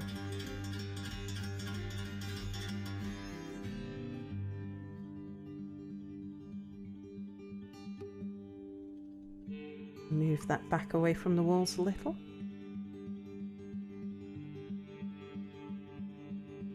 Okay, and let's build a bridge. We want the bridge here. We'll have it 3 wide, and you know what? Let's make it a big long bridge. Oops, not that kind of long, as in that kind of long. And then we can build a moat beneath it, can't we? And it will act as an actual drawbridge. We want it to raise towards us to the north, and yes, you can make it out of logs. You're going to need to set people up with the architecture skills, so let's just have a quick look over here. Architecture. I would like for, let me just, if we group this, it'll make it faster. Migration wave. Okay, so architecture, I want everybody to do architecture. There's no reason why people shouldn't be doing architecture. And mechanics, let's give somebody the mechanics job. Anybody not doing anything? Yeah, everybody's not doing anything. You can be a mechanic. Who's that? Babom. Yes, Babom can be a mechanic.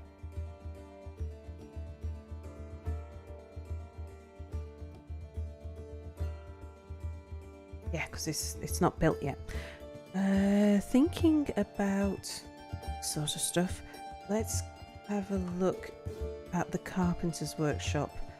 I would like to start getting some stuff built, so let's start off with some of the things that we kind of need.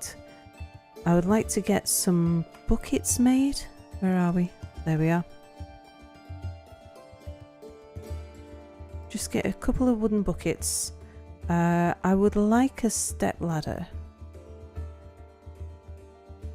So that someone can collect fruit. And then I would like a bunch of beds.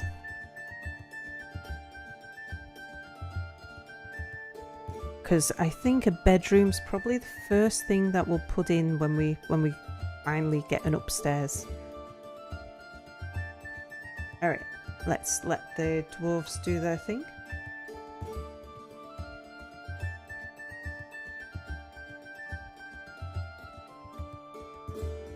And now we can start making some floors. One thing I was thinking about, but I think I've changed my mind on it, was that we could do a fortress which is like an inverted funnel, a sort of tornado shape, so it's narrower at the bottom and goes like an inverted cone. It gets wider and wider as we go up, but I kind of went off that idea when I was thinking about just how much flooring that would require. I don't know. I am prepared to take chat's thoughts on that sort of stuff.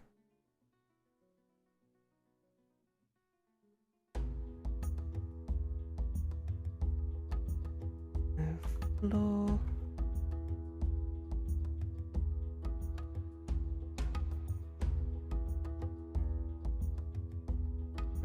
Floor. Let's get the tower sorted.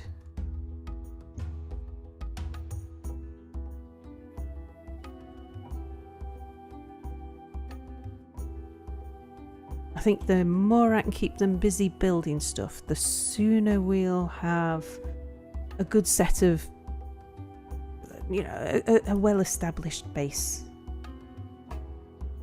Right, we've got some more down here. We can get the floor done down here. In the southeast corner. An inverted pyramid.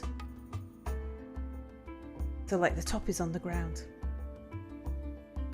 Yeah, and don't forget wheelbarrows. Yeah, I think because we're not hauling any stone just at the moment, I'm going to save making the wheelbarrows and until we're actually going to be carting around some heavy stuff. But yeah, absolutely we will get some wheelbarrows. And of course all the other things that the dwarves want, like splints and crutches and...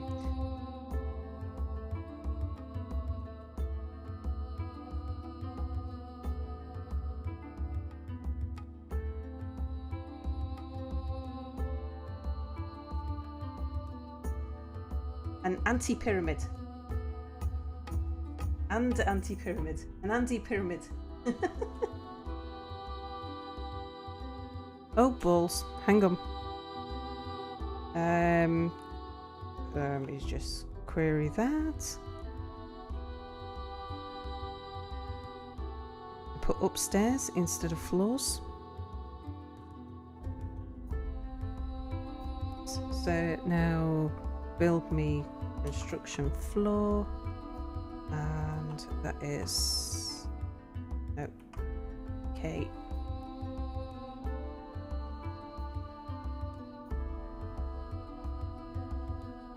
Just drop that down there.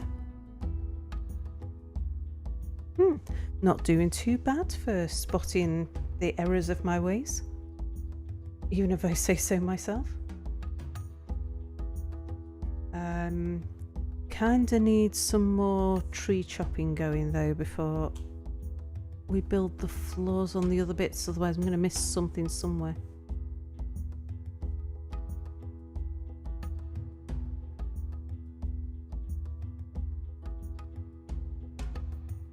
I think we probably need more than one carpenter. Let's get somebody else doing carpentry. Bag of holding. Get you doing that as well. What?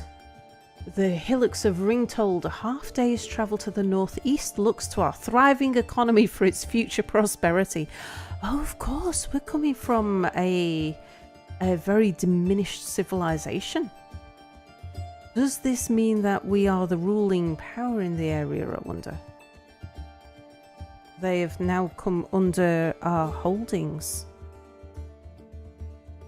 So maybe we have more dwarves than they have already. Hello, Tofu. He says, oh yes, I'm going to fall asleep to this stream.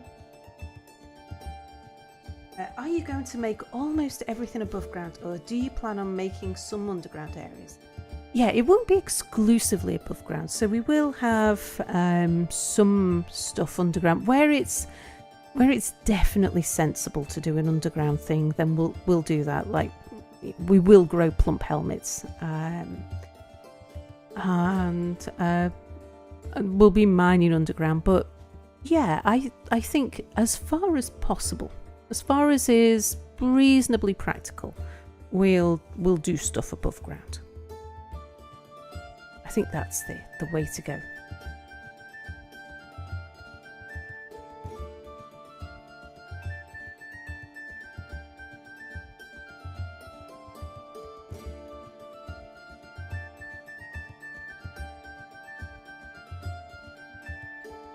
Okay, now we've chopped down those trees, we can do some more build, construct, floor. Yeah.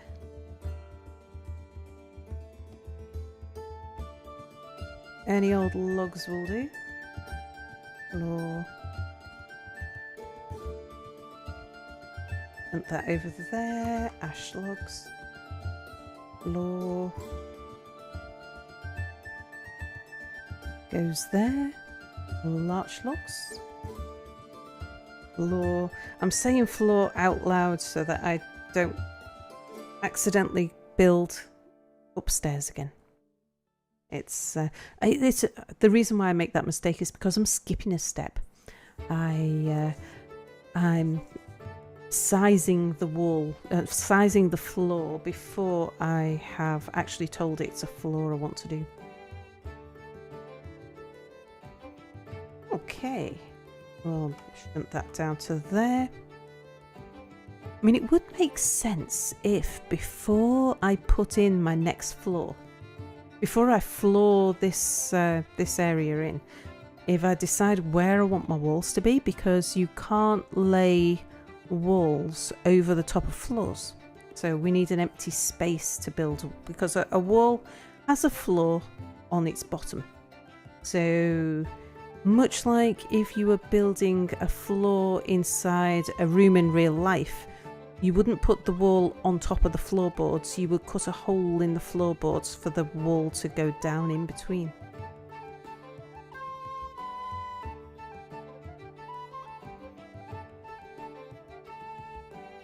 But definitely these corner towers are not going to have any walls in this area where I'm building now. And I think I'll leave the full corners open. Just make the walls your floor. I don't know, that sounds a bit flawed. Oh boy. Oh look, the hobos are looking up to you, Overseer.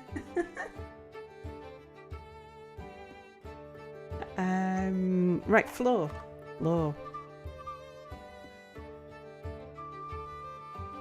There. Floor. There. So what are we gonna have on the first floor? If I wanted to bring the trader upstairs, we would probably want that to... We probably want the ramp to come up here somewhere. It's just, do I actually want that? I'm not sure I do. That seems to not be sensible. But this isn't really a sensible fort, so I'm not sure. We could put a ramp, I don't know, let's say the ramp came from downstairs up here, and then we had like a little trade depot here. Then we could make the rest of this floor into, say, barracks and tavern. And then that way, the area that's most at risk in our fortress will be the barracks and tavern, which makes sense to be your most risky places, your depot and tavern and barracks. Maybe housing. I think maybe I like to keep my housing away from the most at-risk area. So what we do is, if we want, if we had sort of barracks and tavern and depot and some storage, because you want some storage near your trade depot so they don't have to walk too far when they're delivering it. If we were doing that on this floor, what I would do temporarily is, like, wherever my barracks are going to be, we'll put the beds in there to start with. And then, so we put, I don't know, let's say the barracks are, let's say we got depot in this corner, tavern in that corner, barracks in this corner, storage in that corner. So if this is going to be the barracks, we would build the barracks walls and then get that ceilings and fill it with beds, and we temporarily call it a dormitory. And then we build the next floor. Maybe that's where we'll put the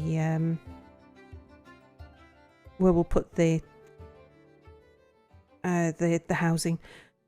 But I'm just thinking, I'm tripping over my words there, because I was just thinking maybe we should also have the hospital near to the barracks, because it's always somewhere near your entrance and your trade depot where dwarves are going to be injured. It's where you're more likely to get dwarves that are going to need to go to hospital. So I'm thinking that maybe we should... maybe I should put some space on this floor for a hospital as well.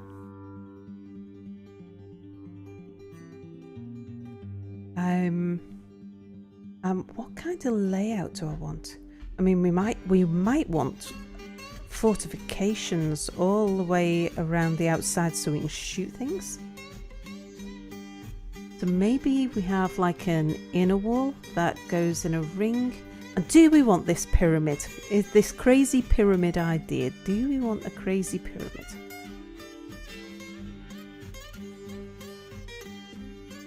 An intermediate stockpile for trade goods near the trading sounds like a good idea for the first floor. A trapped layout. Make the hospital its own floor. That would be a very large hospital. I think we could easily fit a hospital in like one of these corners here. A pyramid on top of a pyramid. Well, do you know what we could do to make it even more pyramidy? Is if we increase, because the only thing I'm thinking about like constantly expanding the width of this, the floor size, the amount of flooring that's got to be done. But the other thing that we could do is this is going to undercut by one.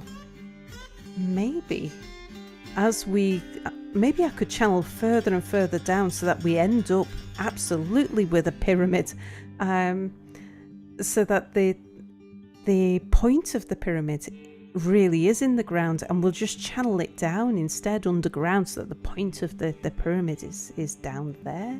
We could do that. That would mean that I would have to have a hole in the center where I dig down. We can do that as well. No problem with that. We could have like the staircase that goes downwards. Yeah, have a central staircase. Just kind of thinking this through at the moment. Central staircase. I think I will borrow Cupo's idea of the 5 points on the dice to head downwards, and then we would have the top of the pyramid would be about that wide.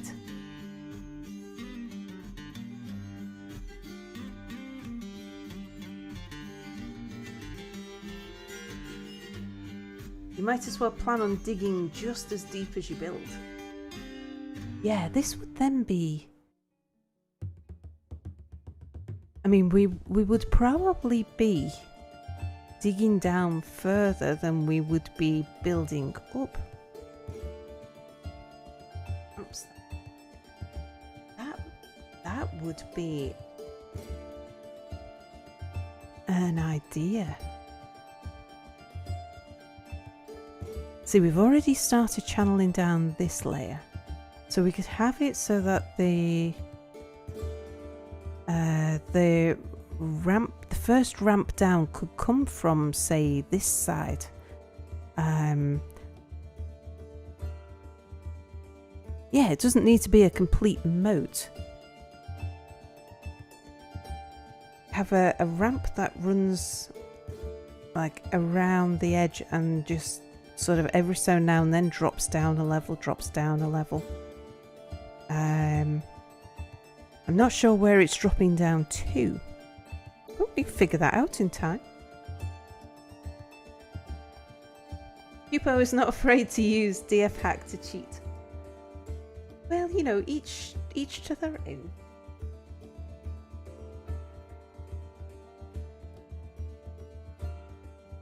As far as I know, Cupo uses the TB. What's the TB? Open air quarry, yes it would be. Uses the 5 points on the dice as a staircase that doesn't cause as much lag as a large shaft of stairs.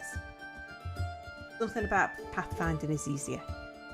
Yeah, he explained that actually in a stream I was watching the other day.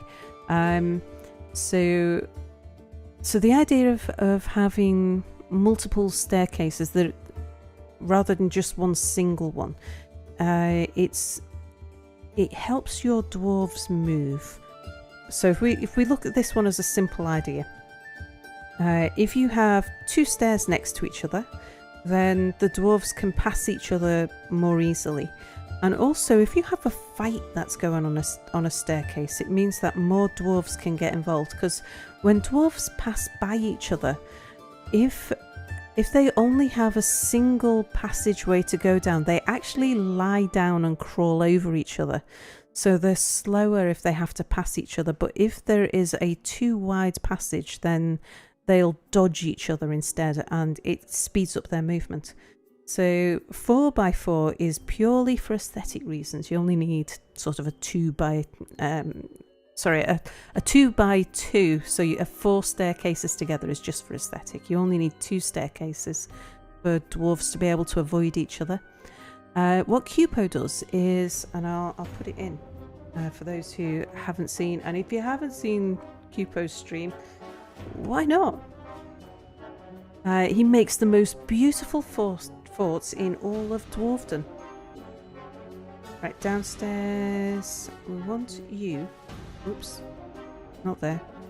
Designate downstairs. So center is, I'm going to guess there. Looks kind of central.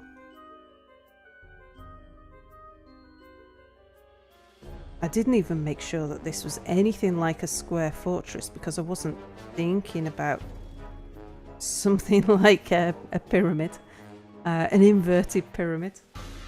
Yeah, dwarves can walk diagonal. So if you've got a dwarf that is using any of the staircases, every single one of them has one pathway, except the middle one, which has obviously got 4 pathways.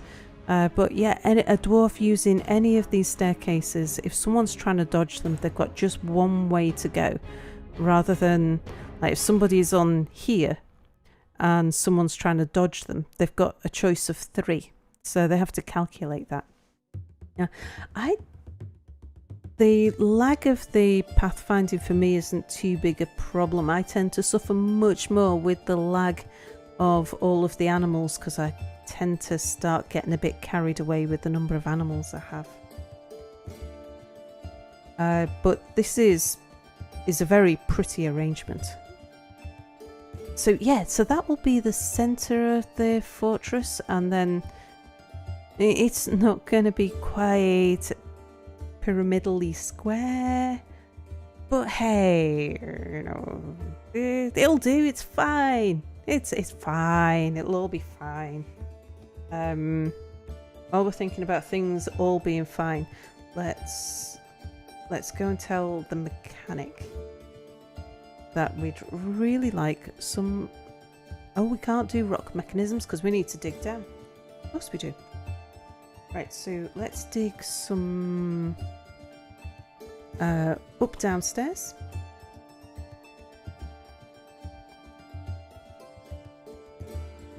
And let's see, not sure how far we'll have to go to hit rock, but we'll guess to there.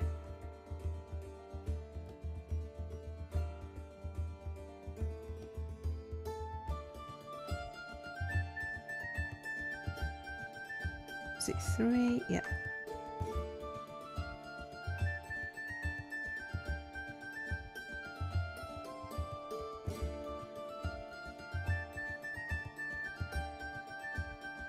Alright. Hopefully that'll just hit stone. That's all we need to do. Hit stone so that we can mine a hole to get some rock to make some mechanisms.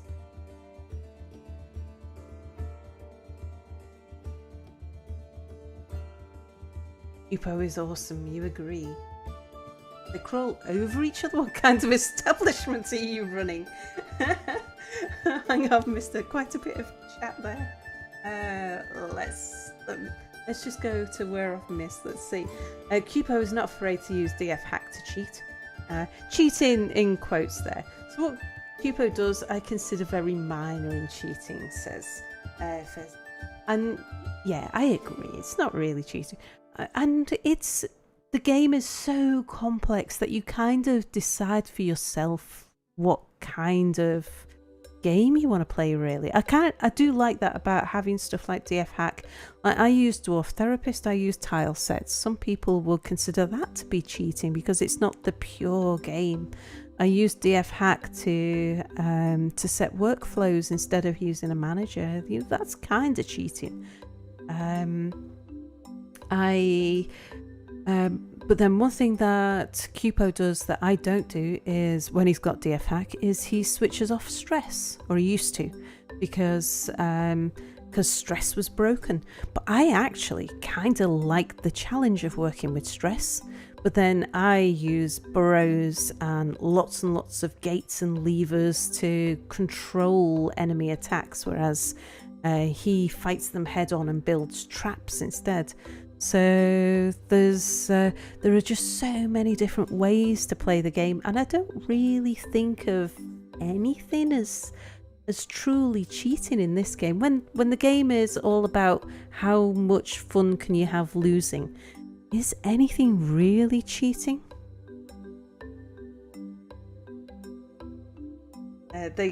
So they crawl over each other. That is how dwarves path when they're in a 1x1 space.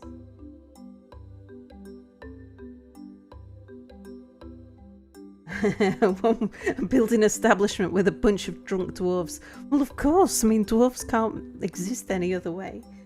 Build it up as you go. You can fix it eventually. No, never undo.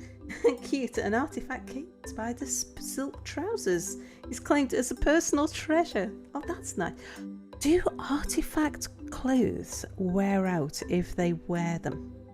I always put my artifacts on display, or usually I put my artifacts on display. I can't ever remember telling someone to wear back clothes. And he named his trousers the negative, the gleeful staff. Oh my! I wonder if that's a personal comment.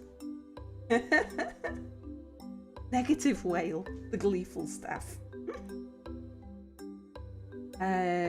But Bay 12 is making a premium tile set for the Steam release. Indeed. Is that a menacing spike, or are you just happy to see me? There are instances in adventure mode where the spawn site doesn't connect to the end correctly, especially vaults. I really need DF hack then.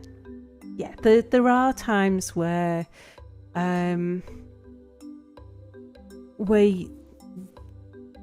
whereas something that might ordinarily be considered cheating is actually just a workaround for something that hasn't worked right. I totally agree with that. Oh, Jim's going. Night, Jim. Yes, you and you have a lovely rest of the evening to you. Make sure to find the key on the wall.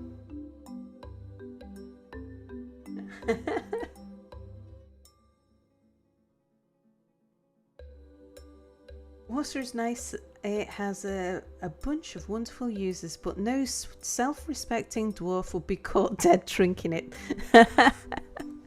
In fact, that's about the only thing that they wouldn't do, isn't it? It's like they won't die not to drink water, but anything else, but they won't be happy. Let me just unsuspend that wall. Right, I've just noticed I have been streaming now for almost 2.5 hours. My throat's starting to get a little bit croaky. So I'm just gonna, rather than, I usually stop and start the stream, but hey, I'm just gonna pause for a minute or two while I just grab myself a drink, because all this talk about water and beer is making me thirsty and croaky. I'm starting to get husky. So give me a moment. I will be back in a minute or two. Not long.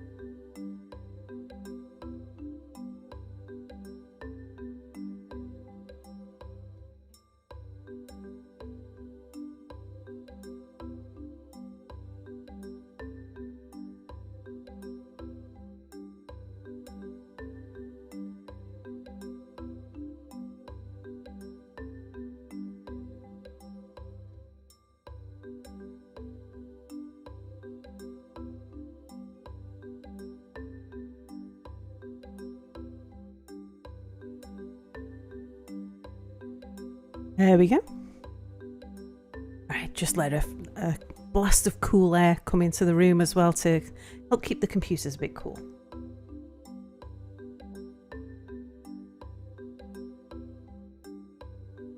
Lolly Bandit is activating the lurk protocol.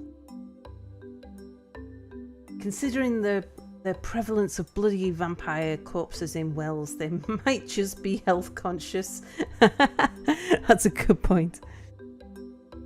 Alright, so thinking about my upstairs. Hang on, how are they doing on channel? Oh, they've got loads to do yet. So thinking about the upstairs, let's start putting some walls in here. So we would build construction walls.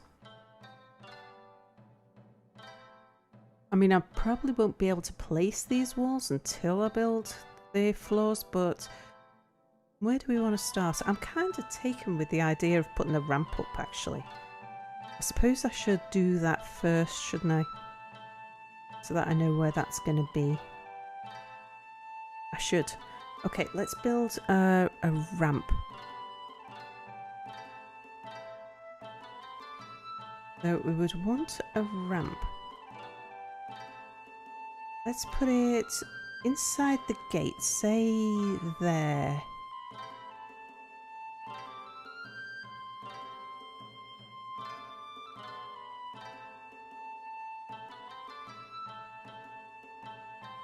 Is that going to work?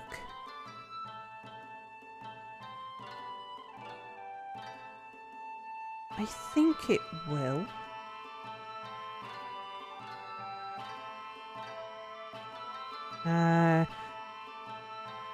Will that is an up ramp, isn't it? Yes, it is an up ramp. That will work, yes. I was just questioning myself for a moment there. So that means that if we go up, let's see, we want to build a floor. Let's just find where that floor's going to be. Oh, mind you, I was thinking about having the 2 wide wall, wasn't I? Which means that I would actually want the ramp to be 1 away. So let's put an extra ramp in there and then delete the ramp that's next to the door, next to the wall. Yeah, that one there. We'll remove that one. And then upstairs, what we'll do is we'll have a floor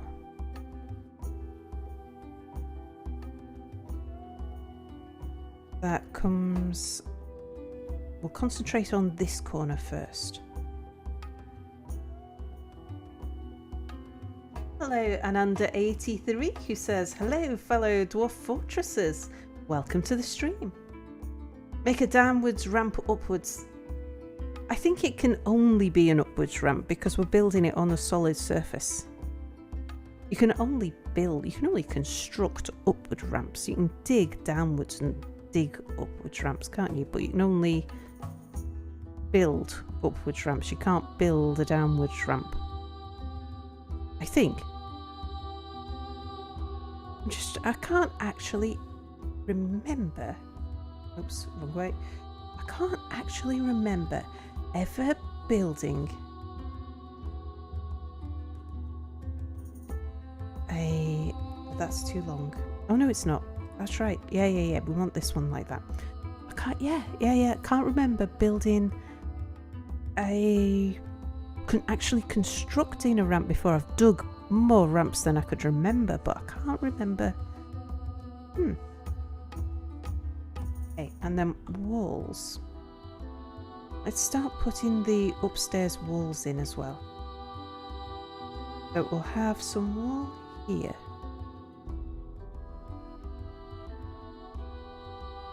No, not copper bars. Don't be silly. There. We're going to have to put some temporary flooring in. We'll put the temporary flooring there. No, not copper bars. What are you doing, you fools? You foolish dwarves.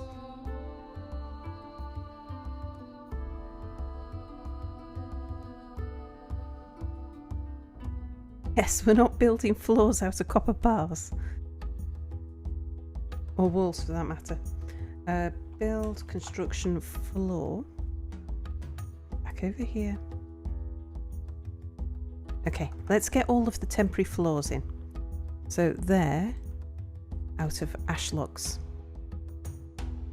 Copper floors and copper doors. Do you know, if we had fortress ears, yeah, I like that. If we had lignite and copper, I'd do it. I would totally do it. I would make a whole metal fortress if we had the if we had lignite and all of the metals. That would be so cool. Well, you never know. We might dig down and find those sorts of things. And we need another bit of floor. put it in that corner there. And then the wall can go over here. I need to cut down that tree.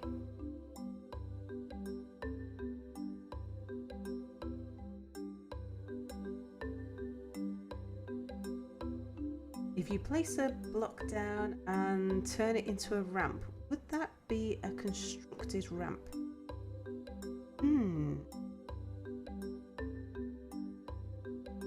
Goblinite fortress. Oh, what an idea. Yeah, wet cold doors. What an idea. Let's just build one more bit of wall over here.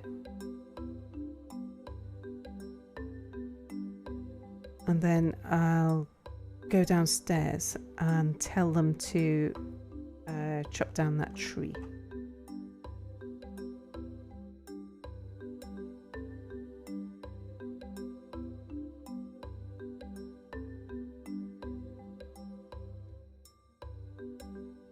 There we go.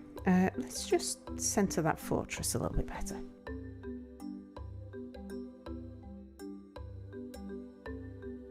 Are there any undead towers nearby? No, there's not. There is an undead tower on the map, so it may ease its way in our direction. But yeah, right at the start of the stream when we were looking at what kind of fortress to build, and I was thinking that, well, if we're going to build an above ground fortress, you kind of need a fortress that is in a relatively safe environment, because it takes so much longer to build and get safe. If we tried doing something like this in a fortress where we had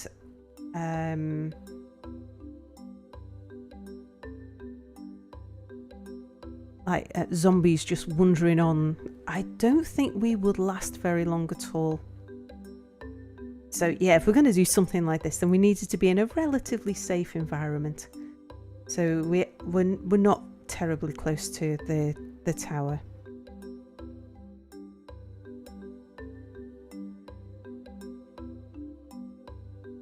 An elf fortress.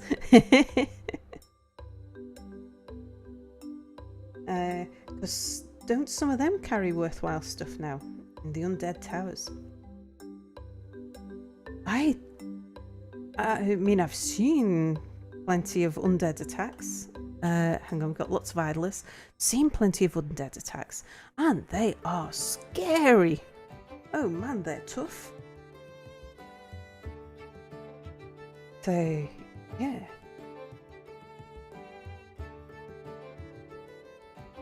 I think I heard the sound of us hitting rock. Oh, look there, we've got a bit of rock. We've also got a bit of some gems down there. That's a nice thing. Right, I'm gonna do a little bit of mining on this level just to get our hands on the rock.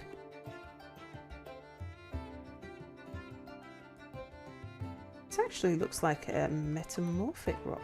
I suppose we should have a look and see exactly what rock we've got. Diorite. Diorite. Isn't diorite a flux rock? Am I right in thinking that? Let's just have a look. Diorite. It's igneous. No, which one am I thinking of then? That is a flux rock. Igneous this high. No, it's just a rock. Fire-breathing snot monsters in the caverns are scary. Yeah. At least it isn't snot-breathing fire monsters.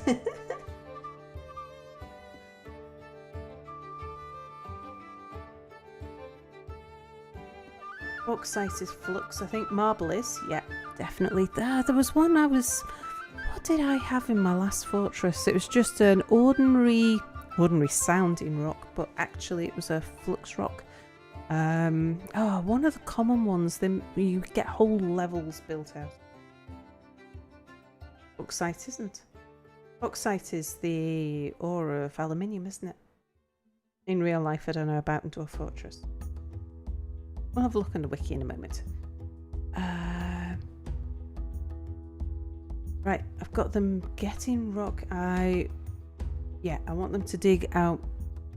We're going to need, let's see, 3 mechanisms. So we might actually need a little bit more rock than that. Let's dig out a bit more here.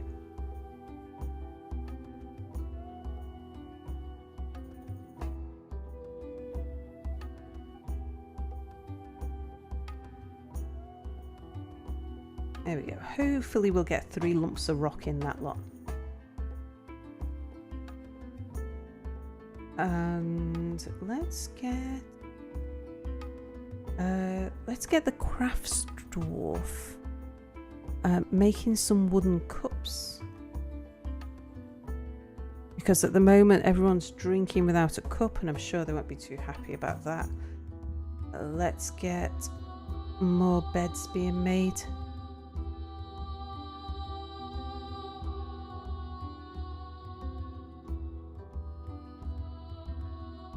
Okay, now if we go upstairs, we should be able to build some more wool.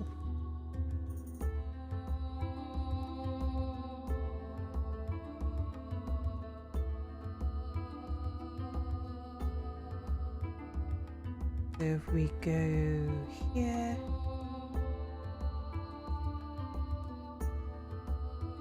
go along to there.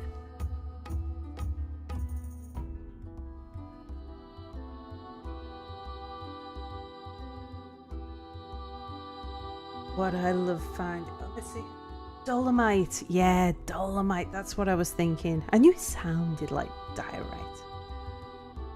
Yeah, that one. What I love finding, large veins of bituminous coal. Yeah. So I've got another fortress that I've put on hold until DF Hack is fully released, because it's going to be a massive, massive fortress because it's so good. I've got hematite and lignite in the top levels. Elves hate anything made of wood, indeed. But we'll dig out some rock to make some stuff to sell to the elves. I like the elves for the animals that they bring.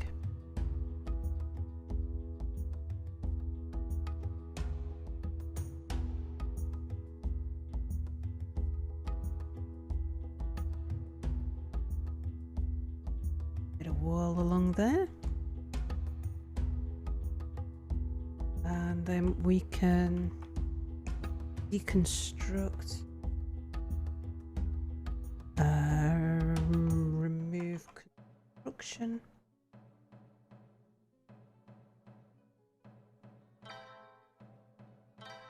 We want to remove that bit of floor. Oh, we need to leave that one in just for a while, but we can remove that bit of floor as well. Okay, we can build the floor over the top of the gate.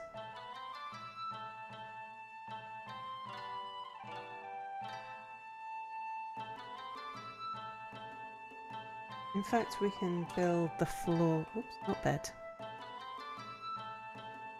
The floor here as well.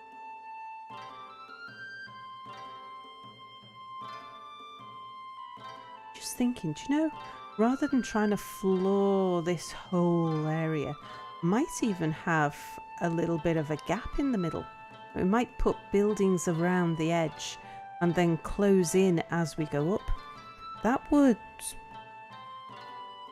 Actually, it might not even close in, it might come outwards. Oh, well, we'll see how that develops.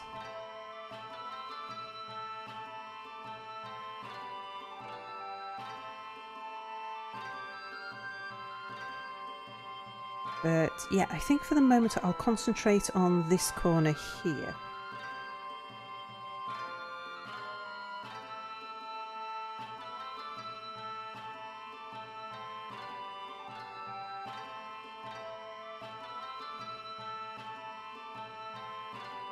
Just bundle that over a little ways to there.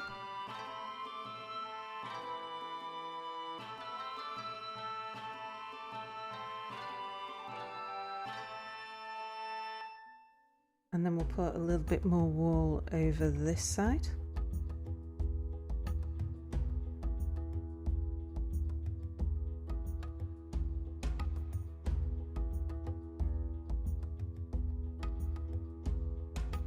Oh, right, we'll let them get on with a bit of that.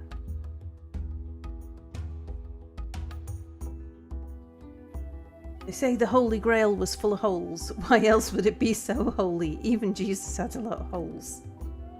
I say watch Monty Python's Quest for the Holy Grail. Oh, indeed, one of the best movies of all time. I agree. Your mother was a hamster and your father smelt of elderberries. Now go away before I taunt you again. 'Tis but a scratch, just a flesh wound. I'll haunt you if you continue. Have you ever made stone swords before? No, I haven't. And I don't know if I'll be able to stop.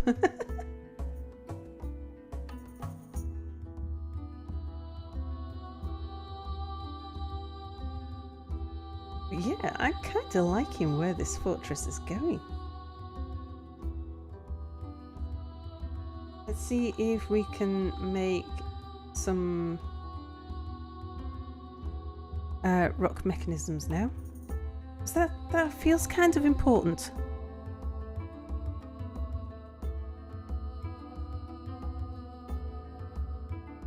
And since we can, let's get some more channeling done.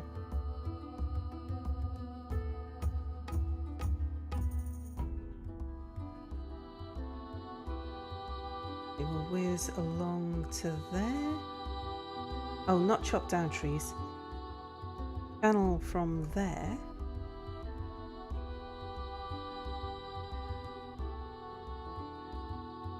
To there. And from here to here.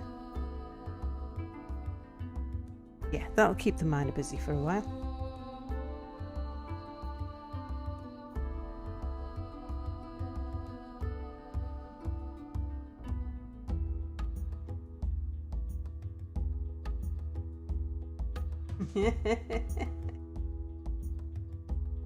Stone swords are subpar. I prefer the life of Brian to Holy Grail. He's not the Messiah, he's just a very naughty boy. Oh, the People's Front of Judea. Which one is it that's she's a witch. She looks like a witch. Burn her. That was always one of my favourite scenes. I forget which bit comes from which film, and which bits were just Monty Python's Flying Circus as well. I was a big fan of that. Showing your age. Don't worry, you're in good company. That's the Holy Grail. That be the Holy Grail.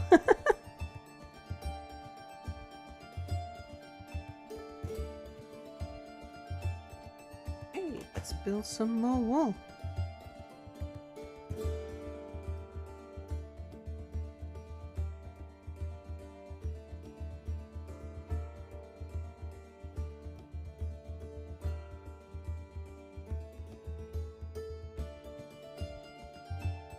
And we'll deconstruct that bit over there. Well, actually, let's just get a bit more wall built.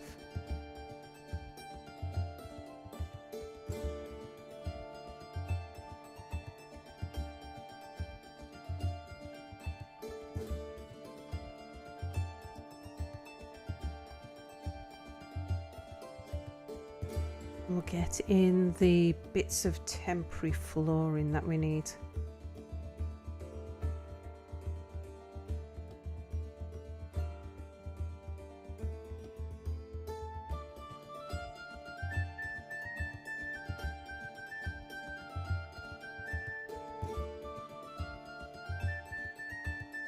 We'll just go right to there for now.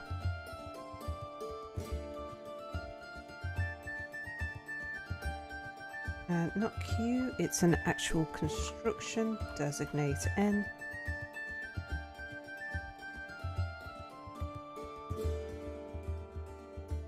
That one just there.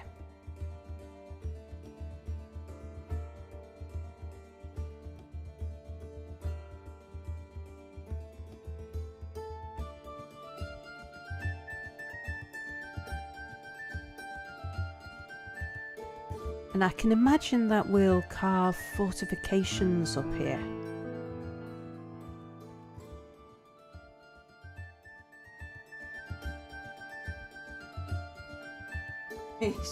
She turned me into a newt. I got better. Stone swords made from obsidian and wood. So you need lava. So if she weighs as much as a duck, then obsidian isn't even stone, it's glass. It is indeed. Idle people. Obsidian is molten rock and metal solidified by the rapid cooling of a large mass of water. Yeah, but dwarves think it's a stone. Well, glass is a form of molten and solidified silicon, which is a form of rock, I suppose. Oh, I get Sal to sing the sperm song from Meaning of Life. Hello, Bauxite Beard.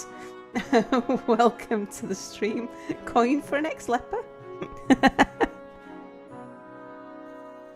Oh. Yeah, good films.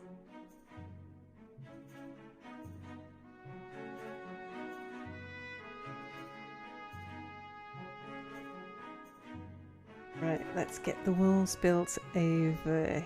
Oops. Over here.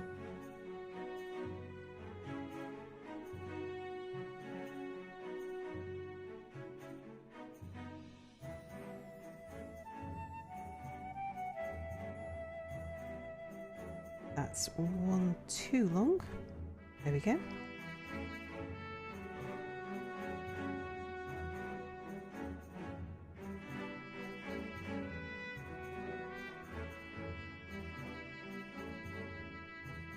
Not copper bar. Why all of a sudden the copper bars again?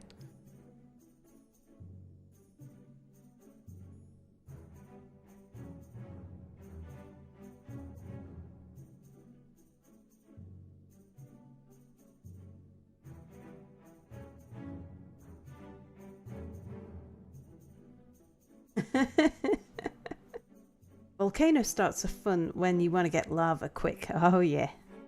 I haven't done a volcano start for ages. Burn the world speedrun. I say he's the Messiah and I should know. I've followed a few. Oh, the biggest, dickest scene. Do you know we have our Roomba is called Wadowig. It's the Messiah God. That's a classic. The dwarves demand copper floors.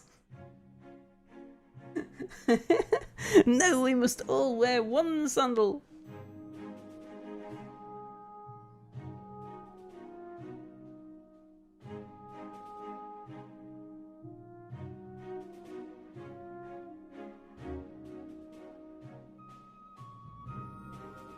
All right, let's get some more wool down this end, I think.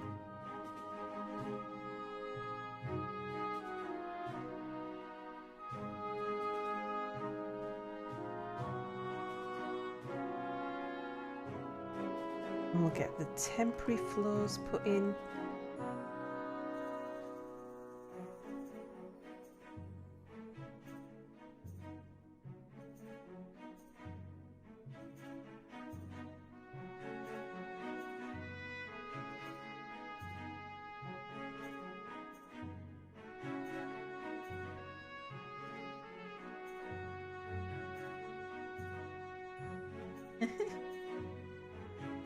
He ranks the highest in all. What have the dwarves ever done for us? The aqueduct, the roads, the atom smasher and the rail computer.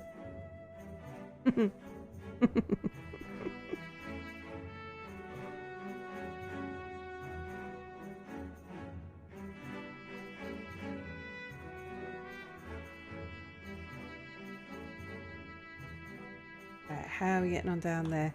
I think we might be able to build the lever now. Let's have the lever probably away from the door. We'll put it there. Yes.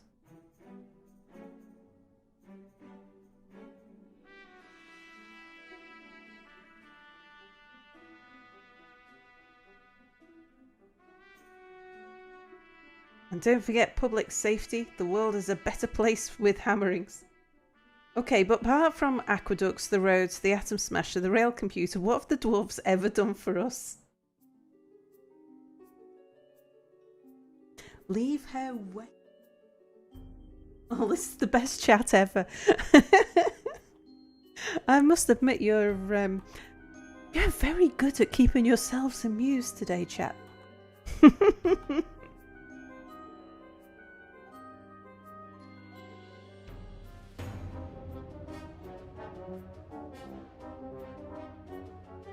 Go from there down to here.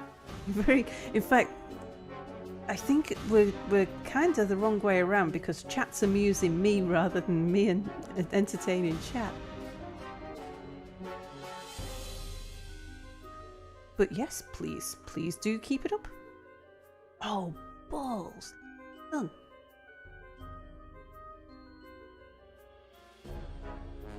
I've made a cock up here. This one's too far inset. So we need to move that wall over by one.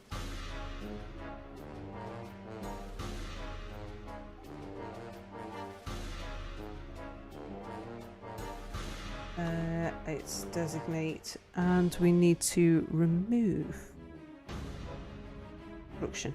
I'm glad I spotted that though before I built the upstairs walls on this area. I did, didn't I? Yeah, okay. So it's not impactful yet. So we want to remove that one, that one, that one.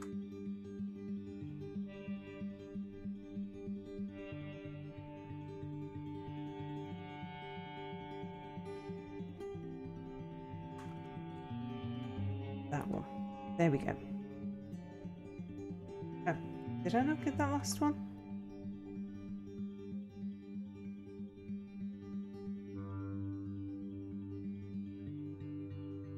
There we go.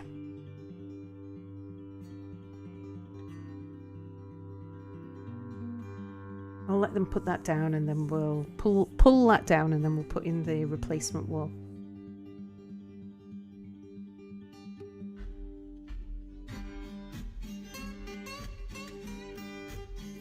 While we're designating deconstructions, we can also do these ones over here. Take out the temporary flooring.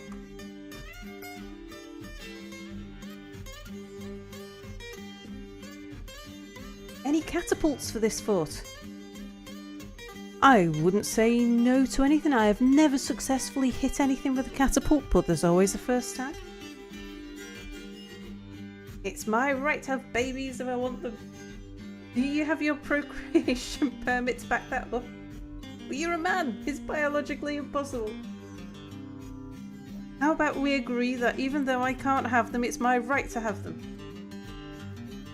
Has anyone, so back to Dwarf Fortress, has anyone seen someone use siege weapons to defend the forts? Yes, I have actually.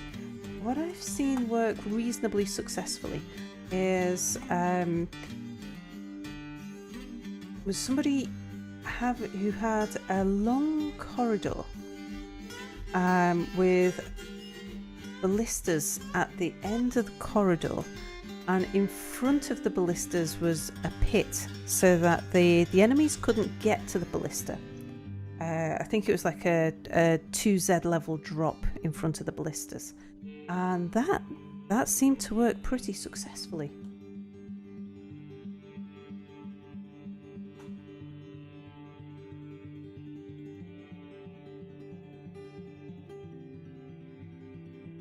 But yes, we are going for the inverted pyramid design here.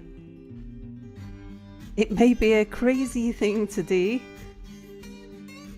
It's not exactly a focus on safety, it's much more a focus on style, which isn't really my thing. Oh, no way. It's not my thing though, I suppose.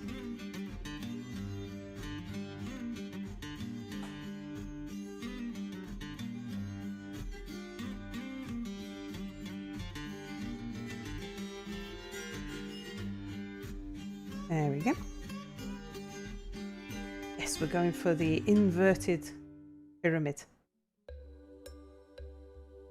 Right, let's get those 2 bits of wall unsuspended. Although I think the miners are using that to go in and out of.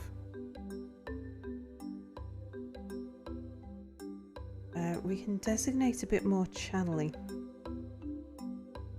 So I think what will... Oh, do you know, I should have left that hole in the wall until I channeled underneath the bridge, and then that way we could pull the bridge and they'd still have a way in and out. Just while we channel underneath the bridge. We'll do that in a minute. Let's channel from here.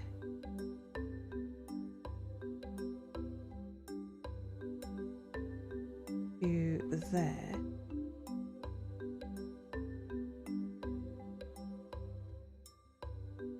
And then from there to there. And we'll have the ramp going clockwise around the building. Because I'm not entirely sure exactly why we're doing that, but hey, but why not?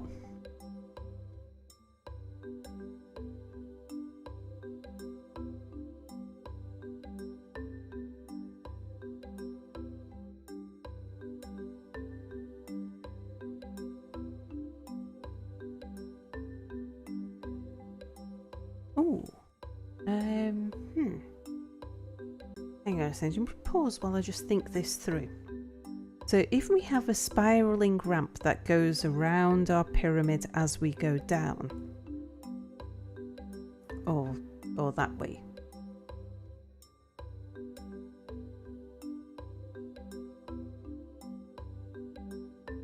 I suppose we want the ramp connected to the upper level, don't we? And I guess we do want it close to the front entrance.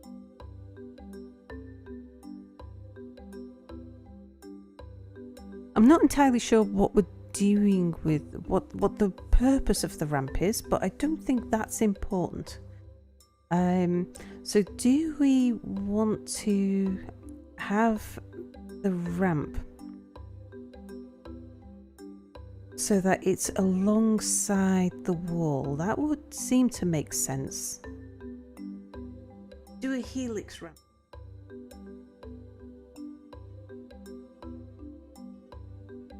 Problem is, because I've already removed part of because I've already channeled down a level, it's, you know.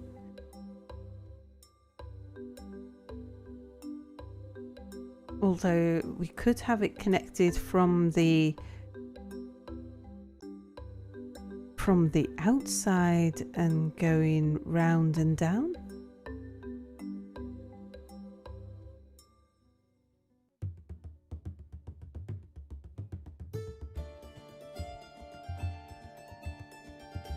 I mean, there's no reason why not, I suppose.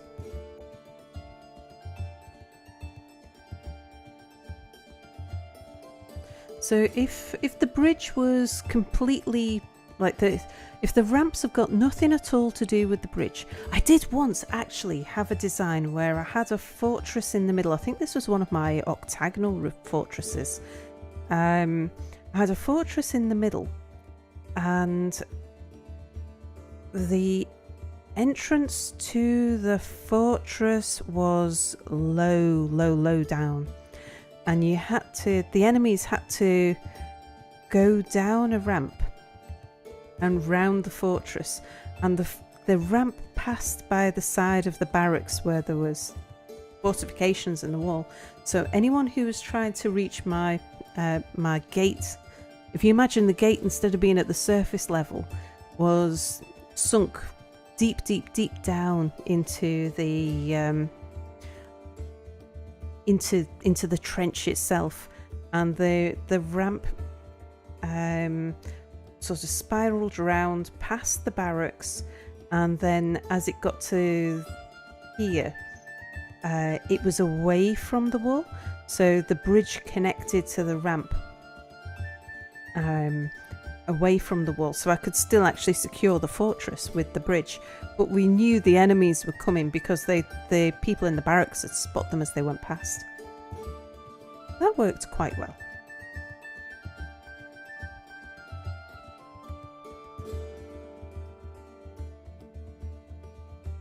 Siege weapons tend to be a bit difficult to use for defense, considering they are siege weapons.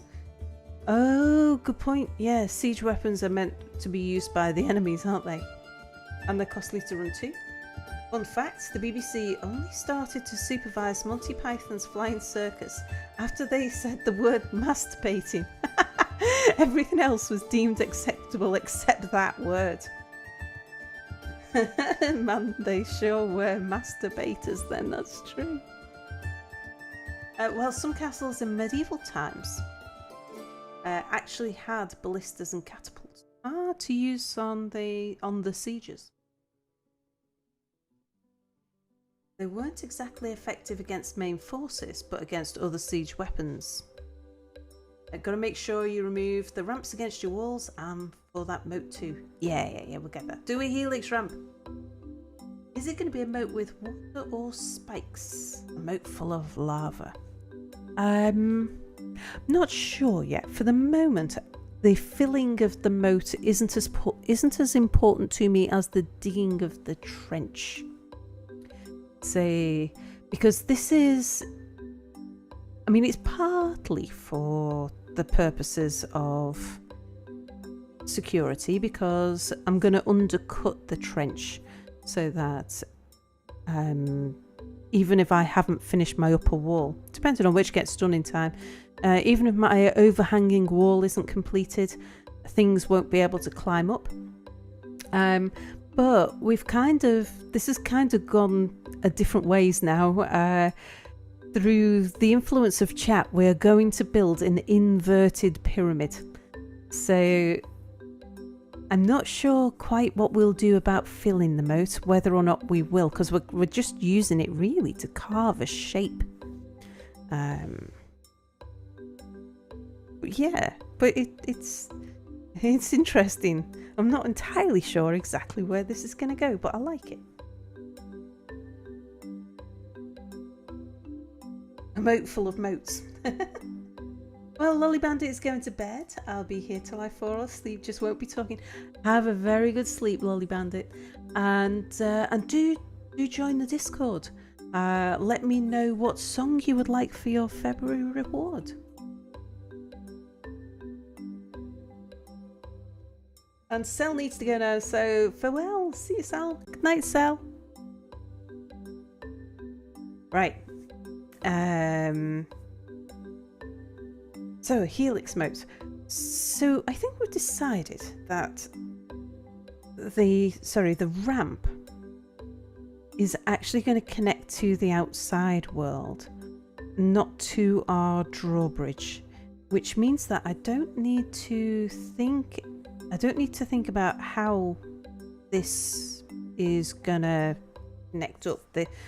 The bridge will link over here rather than to the side of the ramp. That means I can tell them that they are able to channel out down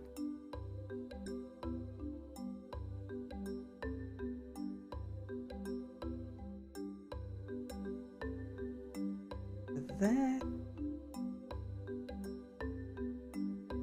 then from there to there. Okay, so that's the miners kept busy. We've built the lever, so let's go and connect the lever to the bridge.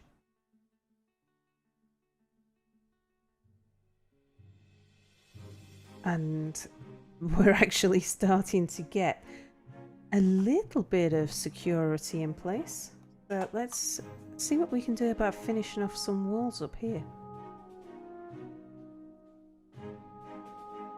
Then we'll get the trade depot in, and we'll get these poor dwarves a bedroom.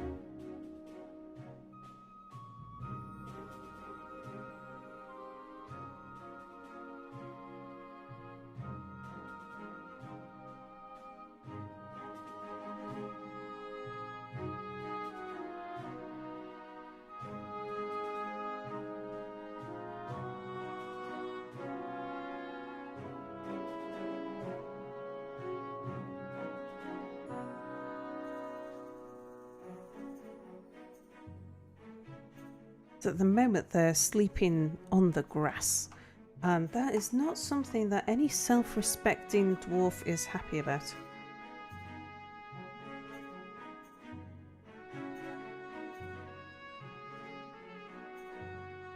Let's get the temporary flooring put in over here.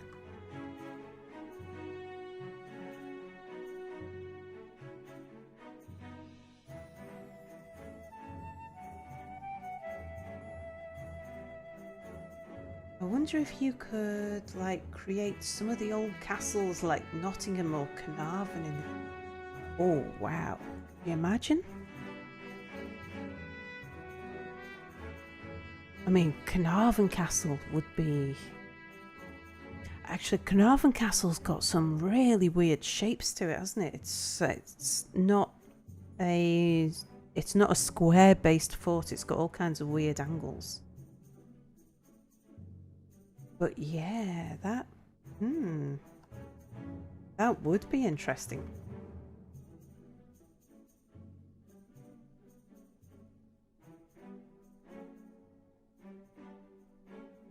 That actually is a challenge I would like to take up at some point.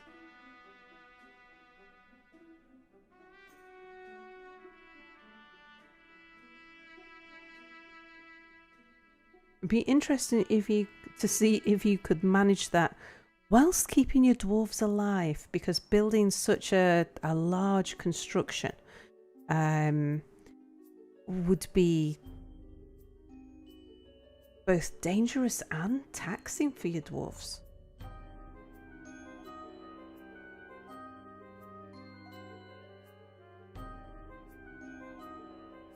Have I ever played the Long Night Dwarf Fortress mod?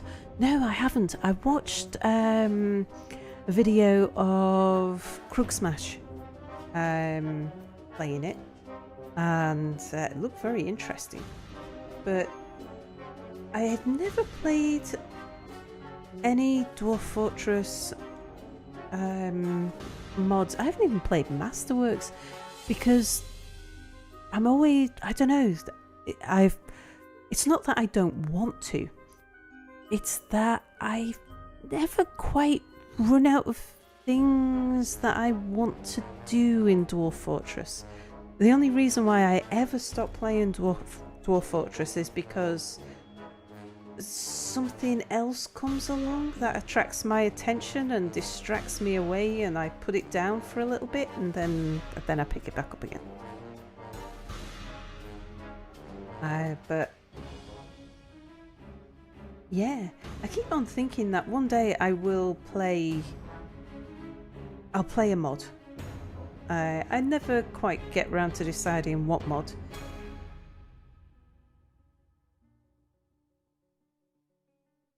But one day.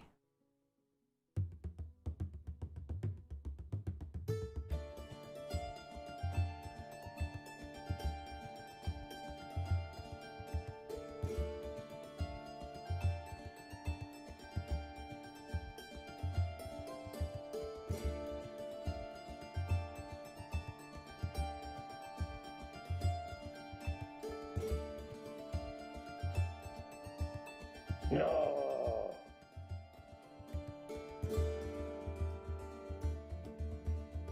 But I'm liking where this fortress is going. It's a little bit bizarre, a little bit unusual.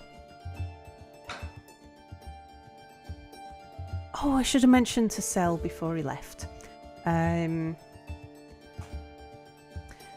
can't remember whether you were around before, Babom, or anybody else who's interested. Later on today in GMT, so it would be 4 p.m. GMT and 8 p.m. GMT. I'm gonna be streaming. It's gonna be different. I'm gonna be streaming Minecraft, and it's because I have been given a task to do. There is a story behind the task, but that task is I have to build the most outrageous thing possible. It has to be relatively PG, and there is nothing that says exactly what we mean by outrageous. It is sort of part of a competition, sort of. There is a slight element of competition behind it, I suppose, is the way there's a few of us all building stuff on a server to with the same criteria as it has to be the most outrageous thing we can think of. And we will be judged in April when we all go on holiday in Australia together. But the server is it's a public server that we'll be building on, and there is nothing in the rules that prevents me from having people help me build. And so if anybody would like to join me on a Minecraft server to build something outrageous, the thing that we're working on at the moment, the most outrageous thing that we can think of, or that anyone suggested to me, is, bear in mind the Australian theme, is a kookaburra on fire. So unless anybody comes up with a better idea in the meantime, we're going to be building a kookaburra on fire. My artistic skills are not at all capable of building a 3D kookaburra. I can set it on fire. I guess you'd use netherrack to set it on fire.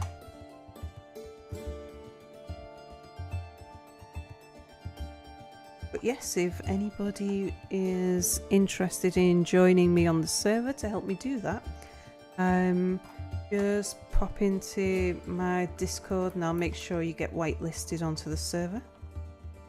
Give you the details of the wheres and the whens.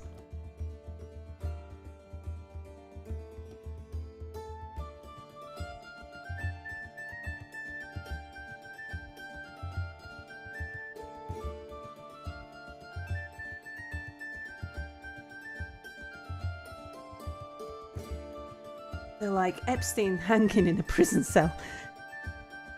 It's got to be a bit PG, I suppose. That's like, I mean, that it doesn't break the rules, I don't think. I mean, there was a very specific rule of no penises. But I think that's reflective of the participants involved.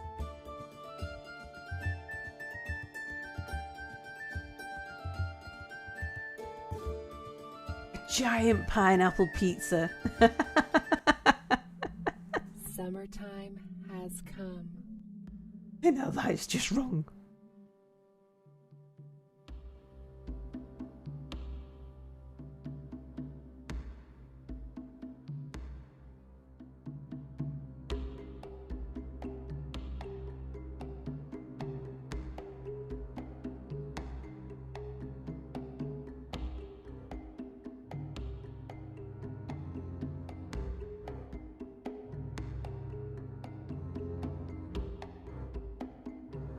Diana, hello, welcome to the stream. I build a school shooting scene.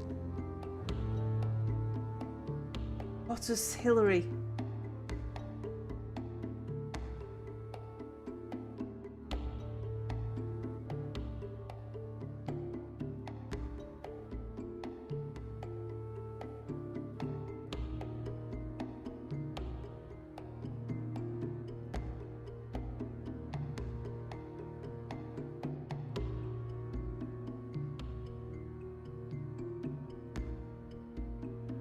Doing for logs on the ground?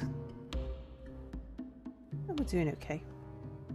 I think I might just cut down some trees from in front of the gate here so that we don't run the risk of a trade caravan not being able to get through. But do you know, it's about time that we had some migrants, I think.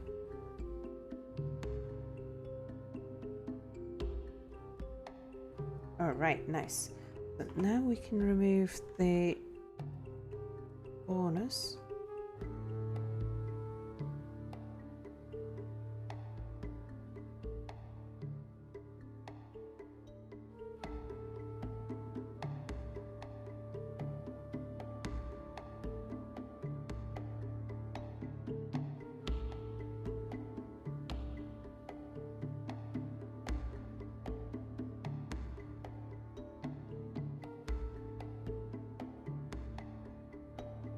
And something that I'm gonna have to do is I'm gonna have to deconstruct a little hole in the wall temporarily. Let's put it there. That looks as good as anywhere.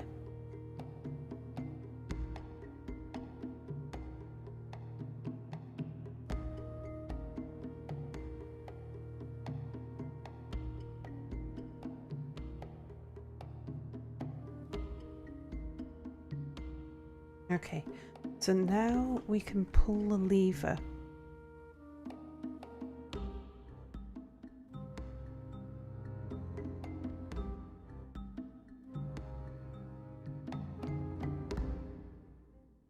Get the upstairs wall built.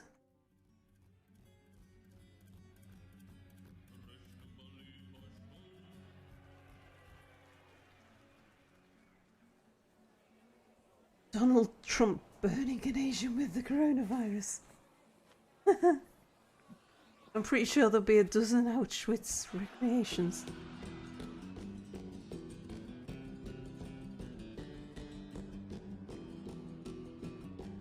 I honestly don't know. I mean, the people who are involved are extremely imaginative people. And I honestly don't know quite what might come out of this. It's going to be fascinating to see. So, what's going on is, yeah, I play various my multiplayer gaming. I usually play with a bunch of gamers from a group called the NID. And the NID are... Why didn't it let me channel that? There. There. Does it not let you channel under bridges?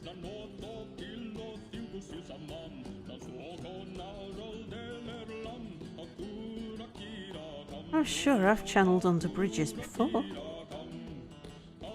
I thought you just needed to have something you could land on top of.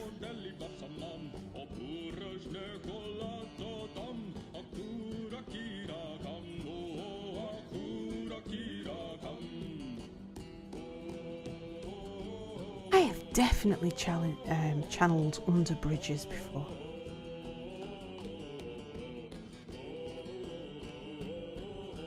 Do you need to channel under the bridge before you put the bridge in place? Is that... See, this is why I want to make a tutorial for myself, because I forget these things. Is anyone in chat aware? Imaginative. That's one word to describe the Nidjubas. Well, you gotta admit. So, yeah. So the Nid, a bunch of us, who, because the Nid is quite a large group of people, a really friendly bunch of people who just like playing games together. But there's a group of us who record and stream, and for the last few years, every so now and then we go on holiday together. So, and we have like a streamers holiday. So 2 years ago we rented a house. 2 years ago it was in the UK. We rented a house, and loads of people came from all different places all around the world, and we stayed in the house together for a fortnight, for 2 weeks, and did silly things and streamed live and had microphones set up 24 hours a day in the living rooms. So our next session is being held in Australia, and that's in April.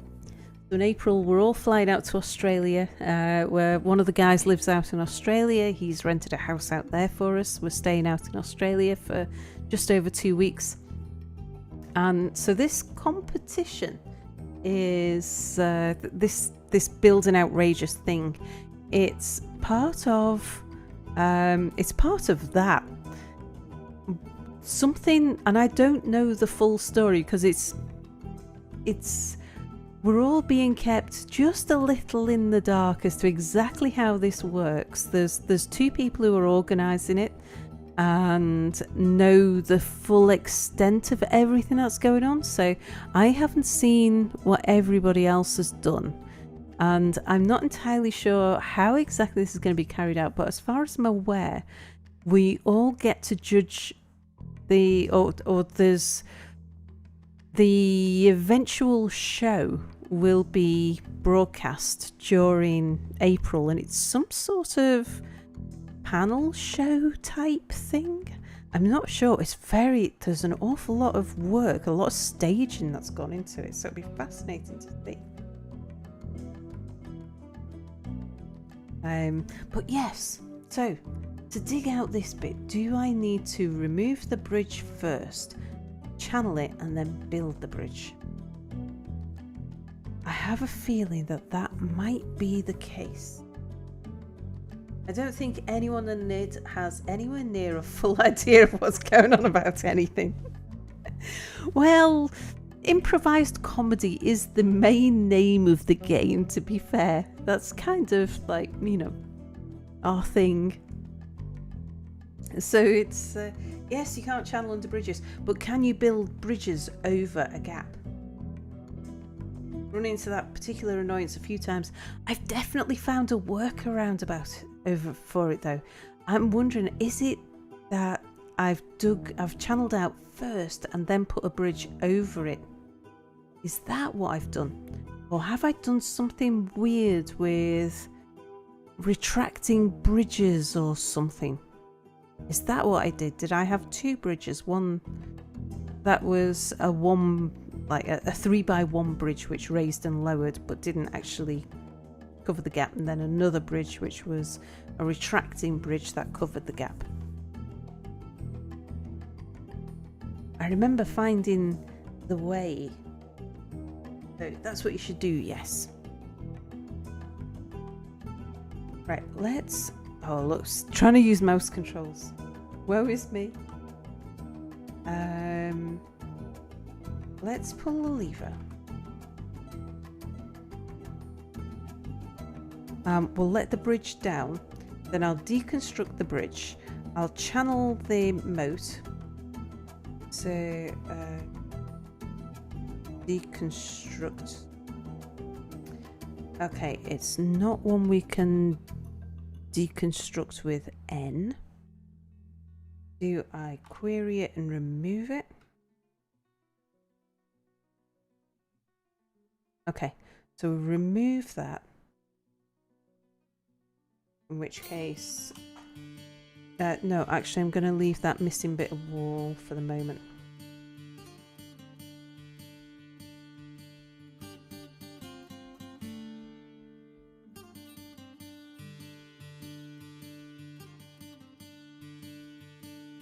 I forget, can you build upwards ramps from below, or does that not clear out the upward layer?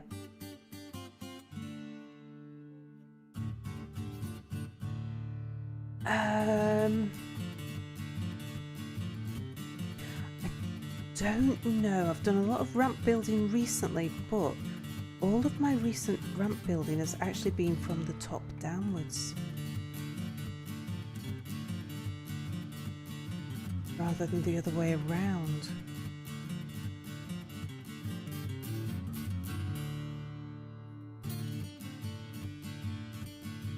I don't see any reason why you shouldn't be able to. Right, I'm going to get rid of the ramps here before I put that bridge back. I'm not sure if that's crucial, but let's just assume that it might be. I've got to go down a bit.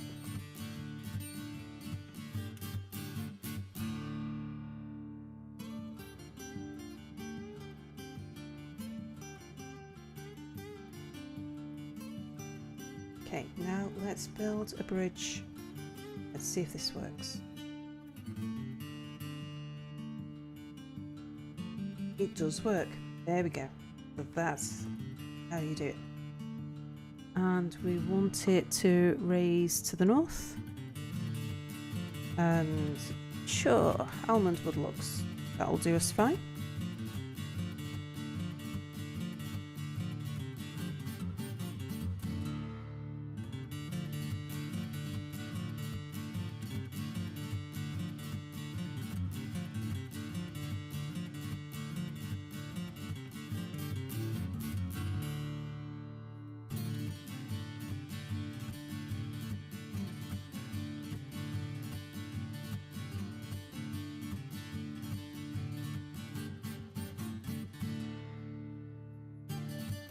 Oh my, what's all the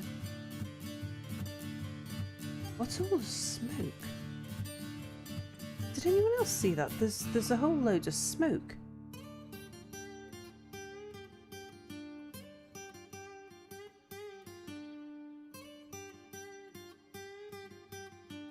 Cherry flowers, chicory leaves, dense hair grass.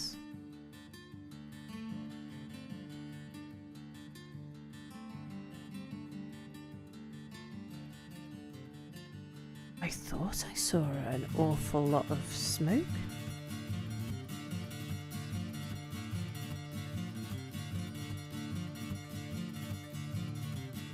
Maybe I was wrong. Let's just see what's on the map with us.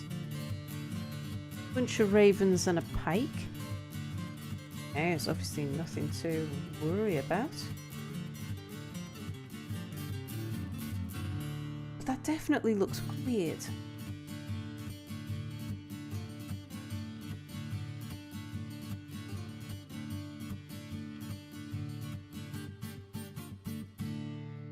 Like it's raining something odd.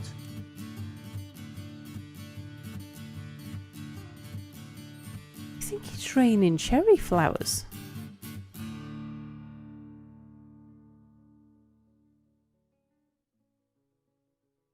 Is this cherry blossom?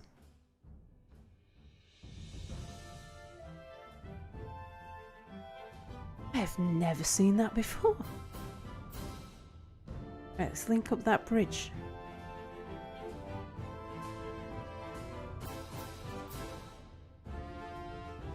That appears to be what it is, though. What do you mean I don't have enough mechanisms? There was enough mechanisms before. Okay,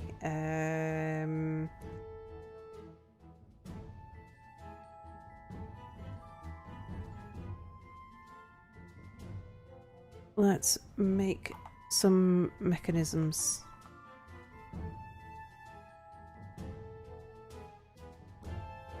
And let's plug the gap in the wall.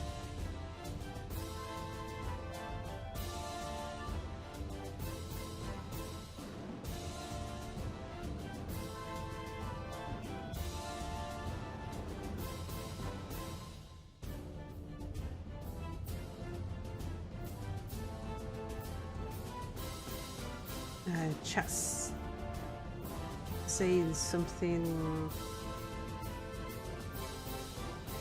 You can build ramps, but they don't channel upwards. To quote the Channel Points Guide, channel points come with built-in automated rewards that streamers can customize.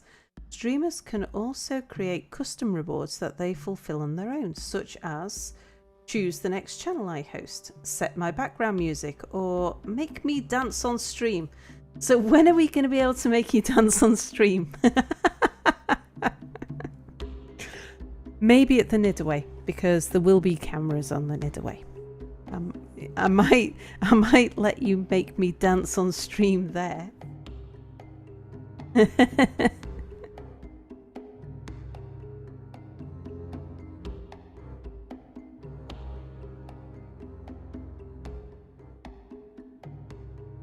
Hey, how are we doing? Look at that. So we're fully sealed up. Let's start building some more floors up here.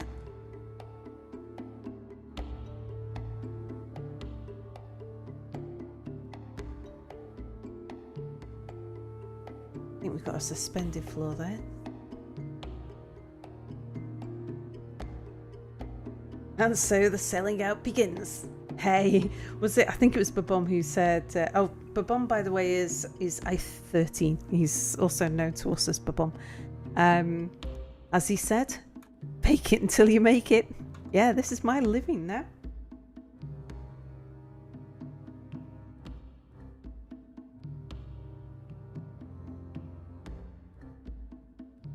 So gotta do what your audience wants.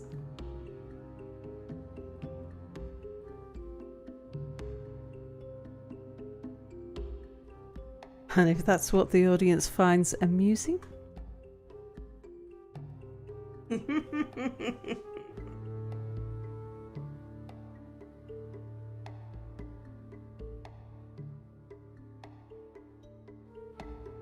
Alright, so what I'm doing here is I'm going for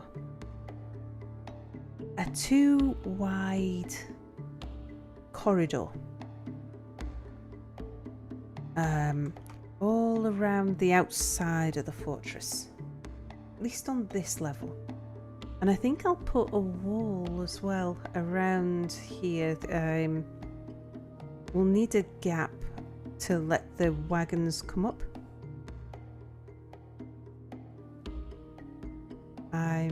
Then I think here so other than this bit here, we'll have the 2 wide corridor running around there as well.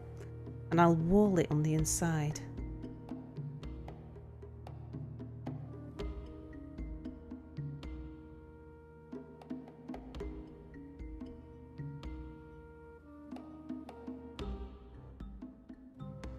Let's bring this down here a little bit.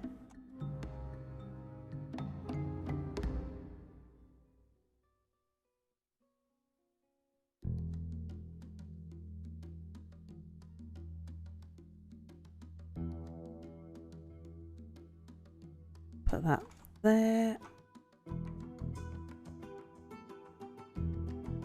And then this bit. And then that is the kind of the main the main bit around the edge. But yeah, we've definitely got a bit that's suspended.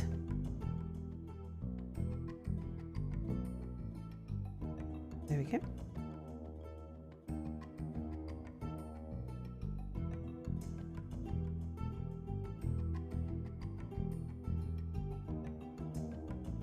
Where are we going to want the wall to be?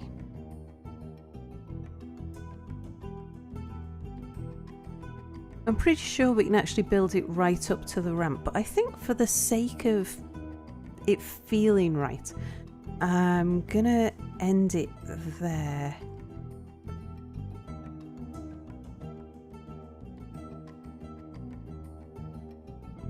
Like so.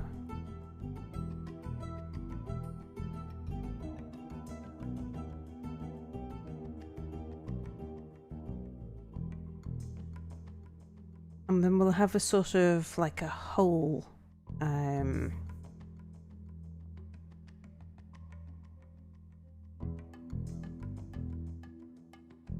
Let's let them build what they've got before I start tinkering with how else I want it to look. That's probably a sensible idea. It's almost 10 a.m. and I've not slept since 5 a.m. from yesterday. My head feels twice as heavy. Oh, that's terrible. My word.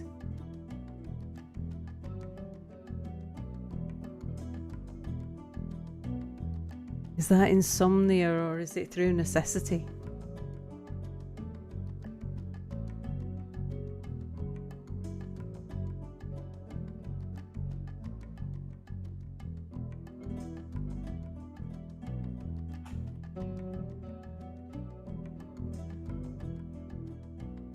Okay. So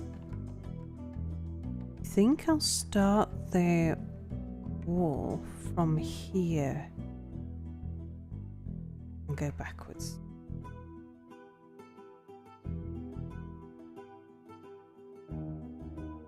So what is the fort called? Oh, broken sleep pattern. Who broke it? Yourself. Oh yeah, I've been there. You have my sympathy. What's the fort called?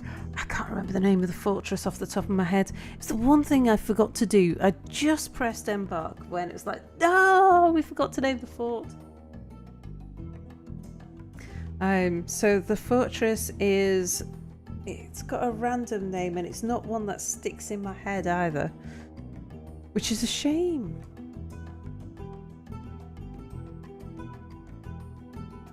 But yeah, that's all the default stuff.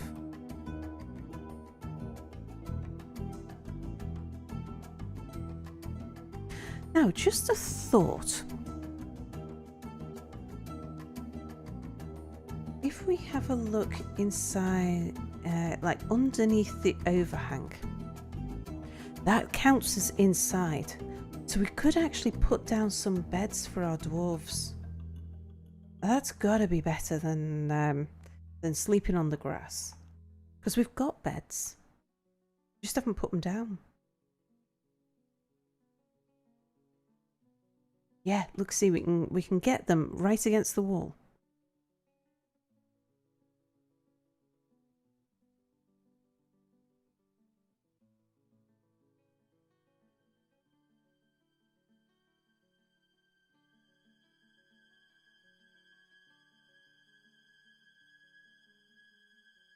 Yeah, that's got to be a good thing. Right, can we now... Have we got those mechanisms? Can we link that bridge back up?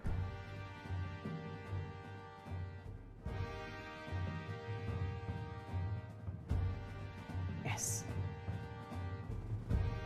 Because that would be a good thing. Now for our miners. What we want to do now is start setting this in a little bit.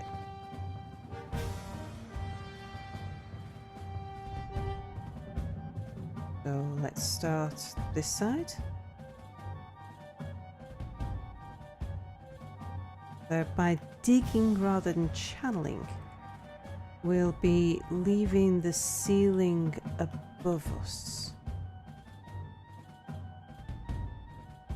Just thinking we probably could have just channeled straight down from here actually, because the level below I will also want to channel down, I think.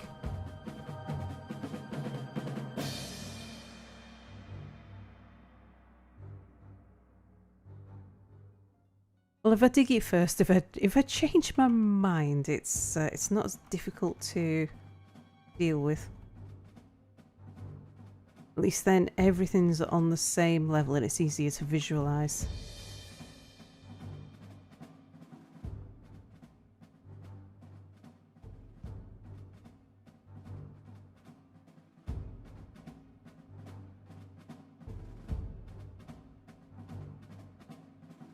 Yeah, so we'll let them dig that lot out there.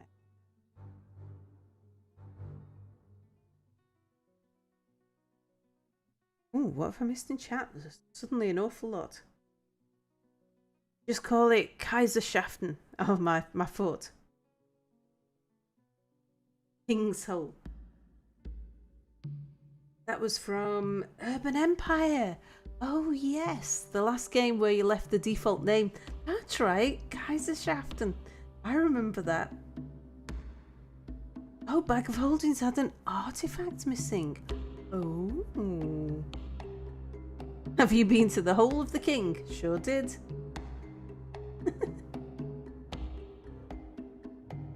So you got a pop-up message saying Umam Nabir is missing from its proper place.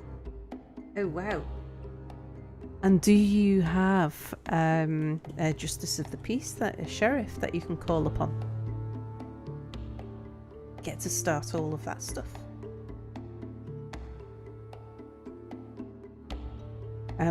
Talking about all of that stuff, I'm going to start my helix. And we'll start that by removing the ramps.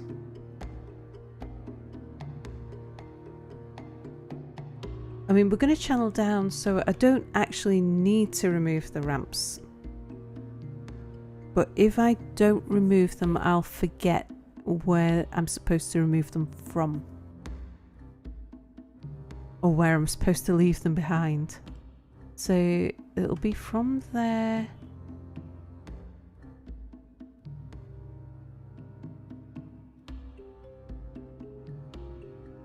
No, actually, I'll wait until they've dug it and then I'll channel it.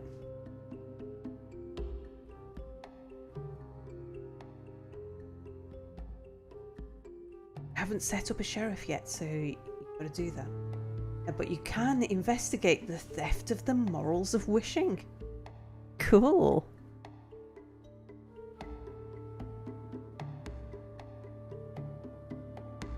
Alright, what's everybody doing? Why have I not got a dwarf going downstairs to go sort out that? Because everybody's upstairs building stuff.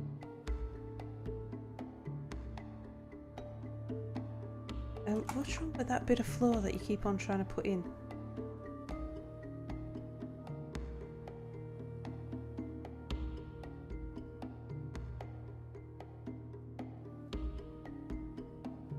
And I also appear to have a gap here as well.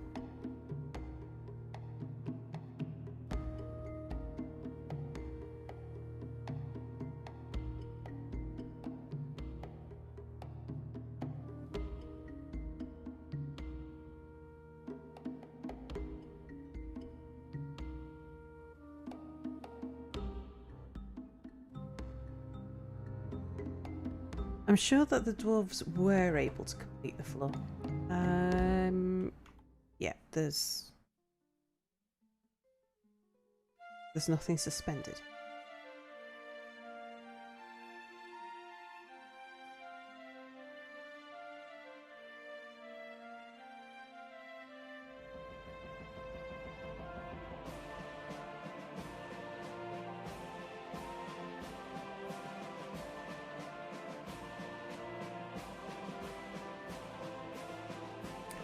But I think I am actually gonna have to call the stream to an end, because shortly, I mean, it's coming up to 8 AM my time, and I've got an appointment this morning. To go and sort out finalise some of my lack of employment condition paperwork.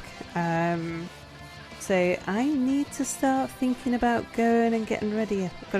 go sign some papers at the solicitors to confirm that, yeah, to get all of this finalised and get the cash in my bank so that I can continue to be a streamer for a while. So let's just let this run for a minute. We'll let them get this floor finished off. Cool. Yeah.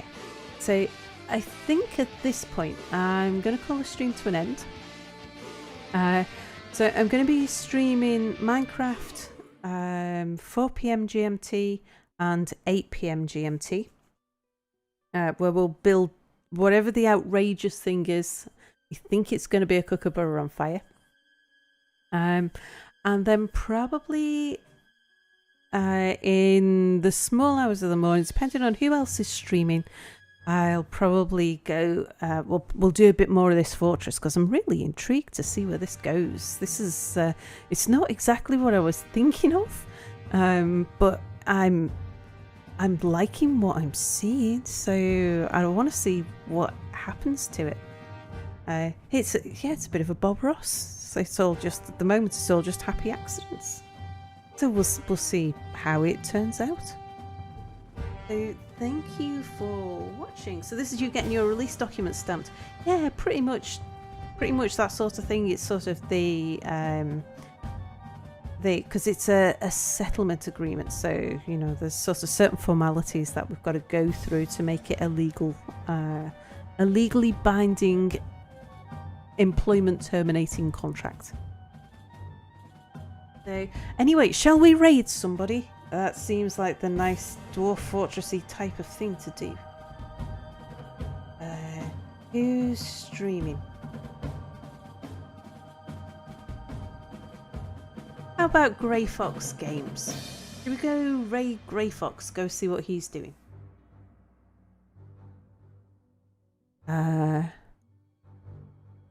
And tell him I sent you because by the time I've switched everything off, the 777X, by the time I've switched everything off, I always miss everybody's response. If I go raid somebody, I always miss the response because I can't hear it because it's all muted and blah, blah, blah. But yeah, go say hi. I'll be over there myself shortly and I'll have that playing in the background while I just get ready. So thank you for joining me and let's go raid